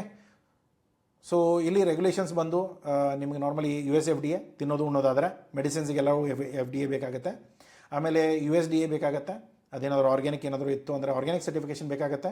ಅದರ ಜೊತೆಗೆ ನೀವು ಮೇಯ್ನಾಗಿ ಇವತ್ತಿನ ಟೈಮಲ್ಲಿ ಯಾವುದೇ ಪ್ರಾಡಕ್ಟ್ಗಳನ್ನ ನೀವು ಮಾಡಬೇಕಂತಂದರೆ ಎಲ್ಲದಕ್ಕೂ ಒಳ್ಳೆ ಡಿಮಾಂಡ್ ಇದೆ. ಯಾವುದೂ ಡಿಮಾಂಡ್ ಇಲ್ಲದೆ ಇರೋ ಪ್ರಾಡಕ್ಟೇ ಇಲ್ಲ. ಆದರೆ ಪ್ರಾಬ್ಲಮ್ ಏನು, ಈ ಯು ಎಸ್ ಮಾರ್ಕೆಟಲ್ಲಿ ಟ್ಯಾರಿಫ್ಗಳು ಅನ್ಸರ್ಟನಿಟಿ ಇದೆ, ಸ್ವಲ್ಪ ಟ್ಯಾರಿಫ್ಗಳು ಮೇಲೆ ಕೆಳಗೆ ಆಗುತ್ತೆ. ಈಗ ಪ್ರಾಡಕ್ಟ್ಗಿಂತ ಹೆಚ್ಚಿಗೆ ನಾವು ಲಾಜಿಸ್ಟಿಕ್ ಕೊಡ್ತೇವೆ, ಲಾಜಿಸ್ಟಿಕ್ಕಿಂತ ಹೆಚ್ಚಿಗೆ ನಾವು ಡ್ಯೂಟಿ ಕಟ್ತೇವೆ. ಸೊ ಅವಾಗ ಆ ಬಿಸ್ನೆಸ್ಗಳು ಸಫರ್ ಆಗುತ್ತೆ. ಇವಾಗ ಪ್ರಾಡಕ್ಟು ಮತ್ತು ಲಾಜಿಸ್ಟಿಕ್ಕು ಯಾವಾಗಲೂ ಹೇಗಿರುತ್ತೆ, ಪ್ರಾಡಕ್ಟ್ ಸ್ವಲ್ಪ ಹೆಚ್ಚಿಗೆ ರೇಟ್ ಇರಬೇಕು, ಲಾಜಿಸ್ಟಿಕ್ ಕಡಿಮೆ ಇರಬೇಕು, ಡ್ಯೂಟಿಗಳು ಇನ್ನೂ ಕಡಿಮೆ ಇರಬೇಕು. ಆದರೆ ಇವಾಗ ಟ್ರಂಪ್ ಇರೋ ಸಿಚುವೇಶನ್ಗೆ ಯಾವ ಥರ ಆಗಿದೆ ಅಂದರೆ, ಒಂದು ಕೋಕೋಪಿಟ್ಟು ಇದೆಲ್ಲ ಸ್ವಲ್ಪ ಕಡಿಮೆ ರೇಟು, ಲಾಜಿಸ್ಟಿಕ್ ಆಲ್ರೆಡಿ ನಾವು ಹೆಚ್ಚಿಗೆ ದುಡ್ಡು ಕೊಡ್ತೇವೆ, ಅದಾದ ಮೇಲೆ ನಾವು ಡ್ಯೂಟಿ ಕಟ್ಟಬೇಕು. ಸೊ ಎಲ್ಲ ಕಟ್ಕೊಂಡು ನಾವು ಮಾಡೋವಂಥ ಕೆಲಸದಲ್ಲಿ ಆಲ್ಮೋಸ್ಟ್ ಬಿಸ್ನೆಸ್ಗಳು ಸ್ವಲ್ಪ ಡೌನ್ ಆಗಿದೆ. ಬಟ್ ಬೇರೆ ಎಲ್ಲ ಮಾರ್ಕೆಟಲ್ಲೂ ಚೆನ್ನಾಗಿದೆ. ಅದು ಎಸ್ಪೆಷಲಿ ಯುರೋಪಿಯನ್ ಯೂನಿಯನ್ನಂತೂ ತುಂಬ ಚೆನ್ನಾಗಿದೆ. ಗ್ರೋತ್ ನೋಡಿ 15% ಗ್ರೋತ್ ಇದೆ. ಫುಡ್ ಗ್ರೇಡು ಕೊಕೊನಟ್ ಫುಡ್ಸಲ್ಲಿ ಅದರಲ್ಲೂ ಕೂಡ ಒಳ್ಳೆ ಮಾರ್ಕೆಟ್ ಇದೆ. ಟೆಕ್ಸ್ಟೈಲ್ಸ್ ಇದೆ, ಬಯೋಡಿಗ್ರೇಡೇಬಲ್ ಕಾಟನ್ಸು, ಬಯೋಡಿಗ್ರೇಡೇಬಲ್ ಕ್ಲಾತಿಂಗ್ ಏನಿದೆ ಅದು ಕೂಡ ತುಂಬ ಒಳ್ಳೆ ವಾಲ್ಯೂಮಲ್ಲಿ ಬೆಳೀತಾ ಇದೆ, ಅದನ್ನು ಕೂಡ ನೋಡ್ಕೊಳ್ಳಿ. ನೆದರ್ಲ್ಯಾಂಡ್ ಮಾರ್ಕೆಟ್ಗೆ ಮೇನಾಗಿ ಹೋಗೋದು. ಸೊ ವಯಾ ಶಿಪ್ ನಾವೇನು ಕಳಿಸ್ತೇವೆ ಅದೆಲ್ಲ ನೆದರ್ಲ್ಯಾಂಡ್ ಮಾರ್ಕೆಟ್ಗೆ ಹೋಗುತ್ತೆ. ಸೊ ಇದರಲ್ಲಿ ಕೆಲವೊಂದು ಪ್ರಾಡಕ್ಟ್ಗಳು ಈ ಕೋಕೋಪಿಟ್ಟು ಇವೆಲ್ಲ ಏನಿದೆಯಲ್ಲ ಇದೆಲ್ಲ ಬಲ್ಕಲ್ಲಿ ಹೋಗುತ್ತೆ. ಬಟ್ ಆಯಿಲು ಮತ್ತು ಕ್ರೀಮು, ಬಟರು, ಇದೆಲ್ಲ ಶುಗರ್ ಏನಿದೆಯಲ್ಲ, ಸೊ ಇದೆಲ್ಲ ನಿಮಗೆ ನಾರ್ಮಲಿ ಬೈ ಏರ್ ಶಿಪ್ಮೆಂಟ್ ಹೋಗುತ್ತೆ. ಅದನ್ನು ನೋಡ್ಕೊಳ್ಳಿ. ನಿಮ್ಮ ಬಾಯರ್ ಯಾವ ಥರ ತೊಗೊಳ್ತಾರೆ, ಯಾವ ವಾಲ್ಯೂಮಲ್ಲಿ ತೊಗೊಳ್ತಾರೆ ಅದ್ರ ಮೇಲೆ ಡಿಪೆಂಡ್ ಆಗುತ್ತೆ ಎಷ್ಟು ದೊಡ್ಡ ಬಾಯರ್ ಹುಡ್ಕೊಂಡಿದ್ದೀರಾ ಅನ್ನೋದು. ಓಕೆ, ಸೊ ಇಲ್ಲಿ ನೀವು ಪ್ರೈಸಿಂಗ್ ನೋಡೋದಾದರೆ ಇಲ್ಲಿ ಲೋ ಎಂಡಲ್ಲಿ ನೋಡಿದ್ರೆ ಆಲ್ಮೋಸ್ಟ್ ಒಂದು 20%ವರೆಗೂ, ಅದೇ ನೀವು ಹೈ ಎಂಡಲ್ಲಿ ನೋಡಿದರೆ 40%ವರೆಗೂ ಟೈರ್ 1 ಕ್ಯಾಟಗರಿಯಲ್ಲಿ ಸಿಗುತ್ತೆ. ವ್ಯಾಲ್ಯೂ ಆ್ಯಡೆಡ್ ಆದರೆ 50%ವರೆಗೂ ಹೋಗ್ಬೋದು. ಅದೇ ನೀವು ಡೈವರ್ಸಿಫೈಡು ಅಥವಾ ಕಂಪ್ಲೀಟ್ ಫಿನಿಶ್ ಗೂಡ್ಸು ಅಂದರೆ ನೀವು 65%ವರೆಗೂ ನಿಮ್ಮ ಪ್ರಾಡಕ್ಟ್ಸ್ಗಳನ್ನ ತೊಗೊಂಡು ರೀಚ್ ಮಾಡ್ಕೊಳ್ಬೋದು ಮಾರ್ಕೆಟಲ್ಲಿ. ಓಕೆ, ಸೊ ಎಷ್ಟು ಚೆನ್ನಾಗಿ ಮಾರ್ಕೆಟ್ ಹುಡುಕ್ತೀರಾ, ಎಷ್ಟು ಚೆನ್ನಾಗಿ ನಿಮ್ಮ ಪ್ರಾಡಕ್ಟ್ಗಳಿದೆ, ಎಷ್ಟು ಚೆನ್ನಾಗಿ ನೀವು ಅದನ್ನು ಪ್ರೆಸೆಂಟ್ ಮಾಡ್ತೀರಾ, ಆರ್ಡರ್ಗಳನ್ನ ಎತ್ಕೊಳ್ಳೋಕ್ಕಾಗುತ್ತೆ, ಅದನ್ನು ನೋಡಿಕೊಂಡು ನೀವು ಪ್ಲ್ಯಾನ್ ಮಾಡ್ಕೊಳ್ಳಿ. ಸೊ ಇಲ್ಲಿ ನಿಮಗೆ ಬರೋ ಖರ್ಚುಗಳು, ನಿಮಗೆ ಬೇಕಾಗಿರೋ ಸರ್ಟಿಫಿಕೇಟ್ಗಳು, ಪ್ಲಸ್ ನಿಮ್ಮ ಯಾವ ಪ್ರಾಡಕ್ಟ್ಗಳನ್ನ ನೀವು ಪಿಕ್ ಮಾಡ್ಕೊಂಡಿದ್ದಾರೆ. ಯಾಕಂದರೆ ಯಾವುದೋ ಒಂದು ಪ್ರಾಡಕ್ಟ್ಗಳಾಗಿದ್ದರೆ ನಾನು ಪರ್ಟಿಕ್ಯುಲರ್ಲಿ ಈ ಸರ್ಟಿಫಿಕೇಟ್ಗಳು ಬೇಕು ಅಂತ ಹೇಳ್ತಾ ಇದ್ದೆ. ಬಟ್ ಇಲ್ಲಿ ತುಂಬ ಪ್ರಾಡಕ್ಟ್ಗಳನ್ನೇ ಸೇರಿಸ್ಕೊಂಡು ನಾನು ಮಾಡಿರೋದ್ರಿಂದ ಇಲ್ಲಿ ಏನಾಗ್ಬಿಡುತ್ತೆ, ನಿಮಗೆ ನಿಮ್ಮ ರೆಸ್ಪೆಕ್ಟೆಡ್ ಯಾವುದಿದೆ ಅದನ್ನು ನೋಡ್ಕೊಂಡು ಮಾತ್ರ ನೀವು ಅದನ್ನು ಸರ್ಟಿಫಿಕೇಷನ್ಗಳನ್ನ ತೊಗೊಳ್ಳಿ. ಇಲ್ಲ ಅಂದರೆ ಸರ್ ನಾನು ಈ ಪ್ರಾಡಕ್ಟ್ ಸೆಲೆಕ್ಟ್ ಮಾಡ್ಕೊಂಡಿದ್ದೇನೆ, ಸೊ ಈ ಪ್ರಾಡಕ್ಟ್ ಬಗ್ಗೆ ಫುಲ್ ಡೀಟೇಲ್ ರಿಪೋರ್ಟ್ ನಂಗೆ ಬೇಕು ಅನ್ನೋದಾದರೆ ರಿಕ್ವೆಸ್ಟ್ ಕೊಡಿ, ಅದ್ರದ್ದು ಏನಿದೆ ಅಮೌಂಟ್ ಪೇ ಮಾಡ್ಕೊಳ್ಳಿ, ರಿಪೋರ್ಟ್ಗಳನ್ನ ತೊಗೊಂಡು ನೀವು ಕೆಲಸ ಮಾಡೋಕ್ಕೆ ಸ್ಟಾರ್ಟ್ ಮಾಡ್ಬೋದು. ಓಕೆ, ಸೊ ಇಲ್ಲಿ ಒಂದ್ಸರಿ ಪಾಸ್ ಮಾಡಿಕೊಂಡು ಕರೆಕ್ಟಾಗಿ ನೋಡ್ಕೊಳ್ಳಿ ನೀವು ಯಾವ ಪ್ರಾಡಕ್ಟ್ ಸೆಲೆಕ್ಟ್ ಮಾಡ್ಕೊಂಡಿದ್ದೀರಾ. ಅದೇ ರೀತಿಯಲ್ಲಿ ನಿಮ್ಮ ಮಾರ್ಕೆಟ್ಗಳು, ನಿಮ್ಮ ಪ್ರಾಡಕ್ಟ್ ಏನಿದೆ, ನಿಮ್ಮ ಮಾರ್ಕೆಟ್ ಯಾವುದಿದೆ ಅದಕ್ಕೆ ತಕ್ಕಂಗೆ ಅವೆಲ್ಲ ಸರ್ಟಿಫಿಕೇಟ್ಸ್ ಇದೆ, ಅದೆಲ್ಲ ಕೂಡ ಬೇಕಾಗುತ್ತೆ. ಮ್ಯಾಂಡೇಟ್ರಿ ಇರೋದು ಎಷ್ಟಿದೆ, ಕೆಲವೊಂದು ಆಪ್ಷನಲ್ಸ್ ಇದೆ. ಆಪ್ಷನಲ್ ಇರೋದನ್ನು ತೊಗೋಬೇಕೋ ಬೇಡವೋ, ತೊಗೊಂಡ್ರೆ ಒಳ್ಳೇದಾ ಬಿಟ್ಟರೆ ಒಳ್ಳೇದಾ ಅದನ್ನು ನೋಡ್ಕೊಳ್ಳಿ. ಖರ್ಚುಗಳ ಮೇಲೆ ಎಲ್ಲ ಡಿಪೆಂಡ್ ಆಗುತ್ತೆ. ಜೇಬಲ್ಲಿ ಎಷ್ಟು ದುಡ್ಡಿದೆ ಅಷ್ಟರ ಮೇಲೆ ಲೆಕ್ಕ ಅಲ್ಲ. ಸೊ ಅದನ್ನು ನೋಡ್ಕೊಂಡು ನೀವು ಪ್ಲ್ಯಾನ್ ಮಾಡ್ಕೊಳ್ಳಿ. ಓಕೆ, ಇಂಡಿಯಾದಿಂದ ಬೇಕಾಗೋದು ನಾರ್ಮಲಿ IC ಕೊಡಬೇಕು, GST ಬೇಕು, ಕಾಯಿರ್ ಬೋರ್ಡು, RCMC ಬೇಕು. ಆ್ಯಪಿಡ ಬೇಕಂದ್ರೆ ತೊಗೊಳ್ಳಿ, ಇಲ್ಲಾಂದ್ರೆ ಬೇಡ, ಅವಶ್ಯಕತೆ ಇಲ್ಲ. ಕಾಯಿರ್ ಬೋರ್ಡು ಅಥವಾ ಕೋಕೋನಟ್ ಬೋರ್ಡು ಎರಡರಲ್ಲಿ ಯಾವುದಾದ್ರು ಒಂದು ಎತ್ಕೊಳ್ಬೋದು. ಪ್ಯಾದರ್ ಸ್ಯಾನಿಟರಿ ಸರ್ಟಿಫಿಕೇಟ್ ಎವ್ರಿ ಶಿಪ್ಮೆಂಟಿಗೆ ಬೇಕು, ಸರ್ಟಿಫಿಕೇಟ್ ಆಫ್ ಒರಿಜಿನ್ ಎವ್ರಿ ಶಿಪ್ಮೆಂಟಿಗೆ ಬೇಕು, GST ರಿಜಿಸ್ಟ್ರೇಷನ್ ಬೇಕು, ಫಿಗ್ಮೆಂಟೇಷನ್ ಸರ್ಟಿಫಿಕೇಟ್ ಬೇಕು, ಅದು ಕೂಡ ಎವ್ರಿ ಶಿಪ್ಮೆಂಟಿಗೆ ಇರುತ್ತೆ. ಓಕೆ, ಲಾಜಿಸ್ಟಿಕ್ ಮತ್ತು ಸಪ್ಲೈ ಚೈನ್ ಫ್ರೇಮ್ವರ್ಕಲ್ಲಿ ಏನು, ಲಾಜಿಸ್ಟಿಕ್ಸ್ ಆದರೆ ಸರ್ಟಿಫಿಕೇಟ್ ಆಫ್ ಒರಿಜಿನ್ ಅಂದರೆ ನೀವು ಯಾವ ಪೋರ್ಟ್ಗಳನ್ನ ಯೂಸ್ ಮಾಡ್ತೀರಾ. ಇವಾಗ ನೋಡಿ ನಾರ್ಮಲಿ ಜನ ಕೇಳೋದು ಹೆಂಗೆ ಅಂತಂದರೆ, ಸರ್ ಇವಾಗ ನಾವು ಎಲ್ಲೇ ಹತ್ತಿರ ಇದ್ದೀವೋ ಅಲ್ಲಿ ಪೋರ್ಟ್ ಕಳಿಸ್ಬೇಕಾ ಅಥವಾ ಹೇಗೆ. ಇವಾಗ ನಾನು ಮಂಗಳೂರಲ್ಲಿ ಕೂತ್ಕೊಂಡಿದ್ದೇನೆ, ಕಾಯಿಗಳು ಎಲ್ಲಿಂದ ಬರ್ತಾ ಇದೆ, ಟಿಪ್ಟೂರು, ತುಮಕೂರು, ಇಲ್ಲ ಪೊಲಾಚಿಯಿಂದ ಬರುತ್ತೆ. ಸೊ ಯಾವ ಪ್ರಾಡಕ್ಟಿಗೆ ಬೇಗ ಹತ್ತಿರ ಆಗುತ್ತೆ, ನಾನು ಹತ್ತಿರ ಇರಲಿ ದೂರ ಇರಲಿ ಅದರಿಂದ ಏನು ವ್ಯತ್ಯಾಸ ಬೀಳಲ್ಲ. ನೀವೇನು ಮಾಡಬೇಕು, ನಿಮ್ಮ ಪ್ರಾಡಕ್ಟ್ಗಳನ್ನ ನೀವು ಎಲ್ಲಿಂದ ತೊಗೊಳ್ತಾ ಇದ್ದೀರಾ ಅಲ್ಲಿಗೆ ಹತ್ತಿರ ಇರೋ ಪೋರ್ಟ್ ಯಾವುದಿದೆ. ಈಗ ತುಮಕೂರವ್ರಿಗೇನೋ ICD ಅಂತೂ ಹಿಂದೆ ಇದೆಯಲ್ಲ ಬೆಂಗಳೂರದು, ಬೆಂಗಳೂರಿಂದ ನೀವು ಕಳಿಸ್ಕೊಳ್ಳಿ. ಅದೇ ನೀವು ಆಚೆಯಿಂದ ಎಲ್ಲೋ ಚೆನ್ನೈಯಿಂದನೋ ಕೊಯಂಬತ್ತೂರಿಂದನೋ ಅಥವಾ ಬೇರೆ ಯಾವುದೋ ತಮಿಳ್ನಾಡು ಬೆಲ್ಟಿಂದ ತೊಗೊಳ್ತಾ ಇದ್ದರೆ ಚೆನ್ನೈ ಪೋರ್ಟ್ ಯೂಸ್ ಮಾಡ್ಕೊಳ್ಳಿ. ಇಲ್ಲ ನೀವು ಪ್ರಾಡಕ್ಟ್ಗಳನ್ನ ನಿಯರ್ ಬೈ ಯಾವುದಿದೆ, ತುತುಕೂರು ಏನಿದೆ, ಕೊಚ್ಚಿ ಇದೆ, ಅಲ್ಲಿ ಕಳಿಸ್ಕೊಳ್ಳಿ. ಇವಾಗ ಏನಾಗುತ್ತೆ, ಜನ ಯೋಚನೆ ಮಾಡೋ ರೀತಿ ಯಾವ ಥರ ಇದೆ ಅಂತಂದರೆ, ಸರ್ ನಾನೆಲ್ಲಿದ್ದೇನೆ ಅಲ್ಲಿರಬೇಕಾ ಪೋರ್ಟು, ಇಲ್ಲ ನೀವು ಎಲ್ಲಿದ್ದೀರ ಅಲ್ಲಿ ಸಮುದ್ರ ತರೋಕ್ಕಾಗಲ್ಲ. ಆದರೆ ಏನಾಗುತ್ತೆ, ನಿಮಗೆ ಮಂಗಳೂರು ಪೋರ್ಟ್ ಇರ್ಬೋದು, ಈಗ ಮಂಗಳೂರಲ್ಲೂ ಕೂಡ ಪೋರ್ಟ್ ಇದೆ ಸರ್, ಮಂಗಳೂರು ಪೋರ್ಟ್ ಯೂಸ್ ಮಾಡಲ್ಲ. ಬಟ್ ನಿಮ್ಮ ಪ್ರಾಡಕ್ಟ್ ಎಲ್ಲಿಂದ ಬರ್ತಾ ಇರೋದು, ಕಂಟೈನರ್ ಎಲ್ಲಿ ನಿಮಗೆ ಹೆಚ್ಚಿಗೆ ಸಿಗುತ್ತೆ, ನೀವು ಕಳಿಸ್ತಾ ಇರೋದು FC ಅಲ್ಲ LC ಅಲ್ಲ. ಸೊ ಇದೆಲ್ಲ ನೋಡಿಕೊಂಡು ನೀವು ಪ್ಲ್ಯಾನ್ ಮಾಡಬೇಕಾಗುತ್ತೆ. ಸುಮ್ಮನೆ ನೀವು ಲಾಜಿಸ್ಟಿಕ್ ಪ್ಲ್ಯಾನ್ ಮಾಡ್ಕೊಂಡು, ಇಲ್ಲ ಸರ್ ನಾನು ಮಂಗಳೂರಲ್ಲಿ ಕೂತ್ಕೊಂಡಿದ್ದೆ ನಾನು ಮಂಗಳೂರಿಂದ ಕಳಿಸ್ತೇನೆ ಅಂದರೆ ದುಡ್ಡು ಹಾಳು ಮಾಡ್ಕೊಳ್ತೀರಾ, ಲಾಜಿಸ್ಟಿಕ್ ಎಕ್ಸ್ಟ್ರಾ ದುಡ್ಡು ಹಾಕ್ತೀರಾ, ಪ್ಲಸ್ KG ಮೇಲೆ ಪ್ರತಿಯೊಂದು ಪೈಸಾ ಹೆಚ್ಚಿಗೆ ಆಗ್ತಾ ಹೋಗುತ್ತೆ. ಅದನ್ನು ಮಾಡಿಕೊಂಡು ನೀವು ದುಡ್ಡು ಹಾಳು ಮಾಡ್ಕೊಳ್ಳೋ ಬದಲು ಎಲ್ಲಿ ಪ್ರಾಡಕ್ಟ್ ಇದೆ, ಎಲ್ಲಿಂದ ಕಳಿಸ್ತಾ ಇದ್ದೀರಾ. ಸರ್ ಇವಾಗ ನಾನು ಚೆನ್ನೈ ತೊಗೊಳ್ಳ, ಕೊಚ್ಚಿ ತೊಗೊಳ್ಳ, ಚೆನ್ನೈ ಯಾವಾಗ ತೊಗೊಳ್ಬೇಕು, ನೀವು ಸಿಂಗಾಪುರು, ಮಲೇಷಿಯಾ, ಈ ಥೈ ಕಂಟ್ರೀಸು, ಈ ರೂಟಿಗೆ ನೀವೇನಾದರೂ ಈಸ್ಟ್ ಸೈಡ್ ಏನಿದೆಯಲ್ಲ ಮಾರ್ಕೆಟ್ಗಳು ಅಲ್ಲಿ ಕಳಿಸ್ತಾ ಇದ್ದಾರೆ, ಚೆನ್ನೈ ಯೂಸ್ ಮಾಡ್ಕೊಳ್ಳಿ. ಇಲ್ಲ ಸರ್ ನನಗೆ ರೇಟ್ ಒಳ್ಳೇದು ಬರ್ತಾ ಇದೆ, ಬಟ್ ಡ್ಯೂರೇಷನು, ಟೈಮು, ಶ್ರೀಲಂಕಾ ಸುತ್ತೋಡ್ಕೊಂಡು ಹೋಗಬೇಕಲ್ಲ. ಸೊ ಅವಾಗೆಲ್ಲ ಸಮಸ್ಯೆಗಳಾಗುತ್ತೆ. ಅದೇ ನೀವು ದುಬೈ, ಈ ಯುರೋಪಿಯನ್ ಮಾರ್ಕೆಟು ಅಥವಾ ಆಫ್ರಿಕನ್ ಮಾರ್ಕೆಟ್ಗೆ ಕಳಿಸ್ತಾ ಇದ್ದರೆ ಆಬ್ವಿಯಸ್ಲಿ ನೀವು ಮುಂಬೈ ಪೋರ್ಟು ಅಥವಾ ಕೊಚ್ಚಿ ಪೋರ್ಟ್ನ ಯೂಸ್ ಮಾಡ್ಕೋಬೇಕಾಗತ್ತೆ. ಸೊ ಯಾವುದು ಎಲ್ಲಿ ಹೇಗೆ ಹೋಗ್ತಾ ಇದ್ದಾರೆ, ಇಂಡಿಯಾ ಮ್ಯಾಪ್ ಕರೆಕ್ಟಾಗಿ ತಕ್ಕೊಳ್ಳಿ. ಜಿಯೋಗ್ರಫಿಯಲ್ಲಿ ವೀಕ್ ಇದ್ದರೆ ಸ್ಕೂಲಲ್ಲಿ ಅಂತೂ ಸರಿಯಾಗಿ ಕಲ್ತಿರಲ್ಲ, ಅಟ್ಲೀಸ್ಟ್ ಈಗಾದರೂ ಏನು ಮಾಡಿ, ಮ್ಯಾಪ್ ತೊಗೊಳ್ಳಿ, ಯಾವ ದೇಶ ಯಾವ ಸೈಡಿಗೆ ಬರುತ್ತೆ ನೋಡ್ಕೊಳ್ಳಿ. ಬೇ ಆಫ್ ಬೆಂಗಾಲು ವೆಸ್ಟಿಗೆ ತರೋದು ಅಥವಾ ಅರೇಬಿಯನ್ ಸಿ ಈಸ್ಟಿಗೆ ತರೋದು, ಇದೆಲ್ಲ ತುಂಬ ಜನ ಕನ್ಫ್ಯೂಷನಲ್ಲಿ ಇರ್ತಾರೆ ಇನ್ನೂ ಕೂಡ. ಸೊ ದಯಮಾಡಿ ಆ ಮ್ಯಾಪ್ಗಳನ್ನ ನೋಡಿಕೊಂಡು, ಇವಾಗ ಸ್ಕೂಲಲ್ಲಂತೂ ಕಲ್ತಿಲ್ಲ, ಇವಾಗ ದುಡ್ಡು ಬೇಕಂದರೆ ಕಲಿಬೇಕಾಗತ್ತೆ, ಅದನ್ನು ನೋಡ್ಕೊಳ್ಳಿ ಯಾವ ದೇಶ ಯಾವ ಸೈಡಿಗೆ ಬರುತ್ತೆ ಅಂತ. ಆವಾಗ ಕರೆಕ್ಟಾಗಿ ನೋಡಿಕೊಂಡು ಆ ಪೋರ್ಟ್ಗಳನ್ನ ಆ ಪರ್ಪಸ್ಗೆ ಪಿಕ್ ಮಾಡ್ಕೊಳ್ಳಿ. ಒಂದು, ಪ್ರಾಡಕ್ಟ್ ಎಲ್ಲಿದೆ, ಎರಡನೇದು ಪೋರ್ಟ್ ಎಲ್ಲಿದೆ, ಥರ್ಡ್ ಬಂದು ದೇಶ ಎಲ್ಲಿದೆ. ಈ ಮೂರೂ ಕೂಡ ಲೈನಲ್ಲಿದ್ದರೆ ನಿಮಗೆ ದುಡ್ಡು ಉಳಿಯುತ್ತೆ. ಇಲ್ಲ ಒಂದು ಸ್ವಲ್ಪ ತಿರ್ಕೊಂಡು ಬರ್ತೇನೆ ಅಂದರೆ ತಿರ್ಕೊಂಡು ಬನ್ನಿ, ನಿಮ್ಮ ದುಡ್ಡು ಹಾಳಾಗುತ್ತೆ ಅಷ್ಟೇ, ಮಾರ್ಜಿನ್ಸ್ಗಳು ಪೆಟ್ಟು ಬೀಳುತ್ತೆ. ಇಲ್ಲಿ ನಾರ್ಮಲಿ ಇರೋ ಮಾರ್ಕೆಟ್ಗಳಿದೆ, ಅಲ್ಲಿರೋ ಟ್ರಾನ್ಸಿಟ್ ಟೈಮ್ಗಳಿದೆ, ಪ್ಲಸ್ ನೀವು ಅಲ್ಲಿರೋ ಇನ್ಕೋಟಮ್ಗಳನ್ನ ಯಾವ್ದು ಯೂಸ್ ಮಾಡ್ಬೋದು. ಇನ್ಕೋಟಮ್ ಬಗ್ಗೆ ಗೊತ್ತಿಲ್ಲ ಅಂದರೆ ಅದ್ರ ವೀಡಿಯೋ ತುಂಬ ಮುಂಚೆ ಮಾಡಿಟ್ಟಿದ್ದಿದೆ, ಅದನ್ನು ಹೋಗ್ಬಿಟ್ಟು ನೋಡ್ಕೊಳ್ಳಿ. FOB ಆಗಿರ್ಬೋದು ಅಥವಾ CIF ಆಗಿರ್ಬೋದು. FOB ಅಂದರೆ ಪೋರ್ಟ್ವರೆಗೂ ಮುಟ್ಸೋದು, CIF ಅಂದರೆ ಡೆಸ್ಟಿನೇಷನ್ವರೆಗೂ ಮುಟ್ಸೋದು. ಸೊ ಎರಡರಲ್ಲಿ ಬಿಟ್ಟರೆ ಇನ್ನೊಂದು ಡೆಲಿವರಿ ಎಟ್ ಪ್ಲೇಸ್ ಅಂತ ಹೇಳ್ತೀವಿ, ಅದು ಕಂಪ್ಲೀಟ್ ನೀವು ಡ್ಯೂಟಿಗೆ ಎಲ್ಲ ಕಟ್ಕೊಂಡು ಅವರು ಹೋಗ್ಬಿಟ್ಟು ಮುಟ್ಸ್ಕೊಳ್ಳೋವಂಥ ಕೆಲಸ ನೋಡ್ಕೊಳ್ಳಿ. ಓಕೆ, ಇಲ್ಲಿ ನೀವು ಕೋಸ್ಟ್ ಆಗಿರ್ಬೋದು, ವೆಸ್ಟ್ ಕೋಸ್ಟ್ ಆಗಿರ್ಬೋದು, ಚೈನಾ ಆಗಿರ್ಬೋದು, UAE ಆಗಿರ್ಬೋದು, ಜಪಾನ್ ಆಗಿರ್ಬೋದು, ಆಸ್ಟ್ರೇಲಿಯಾ ಆಗಿರ್ಬೋದು, ಇವೆಲ್ಲ ಒಳ್ಳೆ ಮಾರ್ಕೆಟ್ಗಳು, ಒಳ್ಳೆ ಪ್ರೈಸಲ್ಲಿ ವರ್ಕ್ ಆಗ್ಬೋದು. ಜೊತೆಗೆ ನೀವು ಲೋಡಿಂಗ್ ಕೆಪಾಸಿಟಿ ನೋಡಿದರೆ, ಈಗ ಕೋಕೋಪಿಟ್ ಕಳಿಸ್ಬೇಕು, 5 kg ಬ್ಲಾಕ್ ಇದೆ. ಸೊ ಅದು ನೀವು ಒಂದು 3000ದಿಂದ 3500 ಪೀಸಸ್ಸು ಒಂದು 20 ಫೀಟಲ್ಲಿ ಹಾಕ್ಬೋದು. ಎಲ್ಲವೂ ಕೂಡ ಸೈಜು, ಶೇಪು, ಕಂಟೈನರ್ ಡೈಮೆನ್ಷನ್ ಮೇಲೆ ಡಿಪೆಂಡ್ ಆಗುತ್ತೆ. ಡೈಮೆನ್ಷನ್ ಕ್ಯಾಲ್ಕುಲೇಟರ್ ಆಲ್ರೆಡಿ ಕೊಟ್ಟಿದ್ದಾನೆ. ಇಲ್ಲ ಸರ್ ನಮ್ಗೆ ಇದೆಲ್ಲ ಗೊತ್ತಾಗಲ್ಲ, ನೀವು ಫ್ರೈಟ್ ಫಾರ್ವರ್ಡರ್ ಕೇಳಿ, ಅವರೇ ಹೇಳ್ತಾರೆ. ಇಲ್ಲ ಅಂದರೆ ಕಂಟೈನರ್ ಕ್ಯಾಲ್ಕುಲೇಷನ್ ಏನಿದೆ ನಮ್ಮ ಕಡೆಯಿಂದ ಮಾಡಿಸ್ಕೊಳ್ಳಿ, ಅದ್ರದ್ದು ಏನು ಫೀಸ್ ಇದೆ ಅದನ್ನು ಪೇ ಮಾಡ್ಕೊಳ್ಳಿ, ಆಯಿತಾ. ಸೊ ಇದಕ್ಕಿಂತ ಹೆಚ್ಚಿಗೆ ಸಪೋರ್ಟ್ ಯಾರು ಕೊಡೋಕ್ಕಾಗಲ್ಲ ಬೈ ದ ವೇ. ಸೊ ಇಲ್ಲಿ ನೀವು ಬಿಸ್ನೆಸ್ ಮಾಡೆಲ್ ನೋಡೋದಾದರೆ, ಸರ್ ಯಾವ ರೀತಿಯಲ್ಲಿ ನಾನು ಕೆಲಸ ಮಾಡಬೇಕು. ಒಂದು, ನೀವಾಗೆ ಹೋಗ್ಕೊಂಡು ನೀವೇ ಬಾಯರ್ನ ಹುಡುಕೊಂಡು B2B ಬಿಸ್ನೆಸ್ನ ಮಾಡ್ಬೋದು. ನೀವು ಅವ್ರಿಗೆ ಮಾಡ್ತೀರಾ, ಅವ್ರು ಮುಂದೆ ಯಾರ್ಯಾವ್ದಾರು ಮಾರ್ಕೊಳ್ತಾರೆ. ನೀವು ಯಾರ ಹತ್ರ ತೊಗೊಳ್ತೀರಾ, ನೀವು ತೊಗೊಂಡು ಬಂದು ನೀವು ಇಟ್ಕೊಂಡು ನೀವು ಮುಂದವ್ರಿಗೆ ಮಾರ್ತೀರಾ, ಅದು B2B ಬಿಸ್ನೆಸ್ಸು. ಅದರಲ್ಲಿ ನಾರ್ಮಲಿ ಯಾರು ಎಸ್ಟಾಬ್ಲಿಷ್ ಮ್ಯಾನುಫ್ಯಾಕ್ಚರ್ಸ್ ಇದ್ದಾರೆ ಅವರಿಗೆ ನೀವು ಸಪ್ಲೈ ಮಾಡಿದಷ್ಟು ನಿಮ್ಗೆ ಒಳ್ಳೆಯದು. ಟ್ರೇಡಿಂಗು, ಮರ್ಚೆಂಟ್ ಟ್ರೇಡಿಂಗಲ್ಲಿ ಮಾರ್ಜಿನ್ಗಳು ಸ್ವಲ್ಪ ಕಡಿಮೆ ಆಗುತ್ತೆ, ಯಾಕಂದ್ರೆ ತುಂಬ ನೀವು ದುಡ್ಡು ಹಾಕಿರಲ್ಲ, ತಲೆನೋವು ಇರಲ್ಲ. ಇವತ್ತಿರೋ ಪ್ರಾಡಕ್ಟ್ ನಾಳೆ ಇರಬೇಕನ್ನೋ ಒಂದು ಗ್ಯಾರಂಟಿ ಇಲ್ಲ.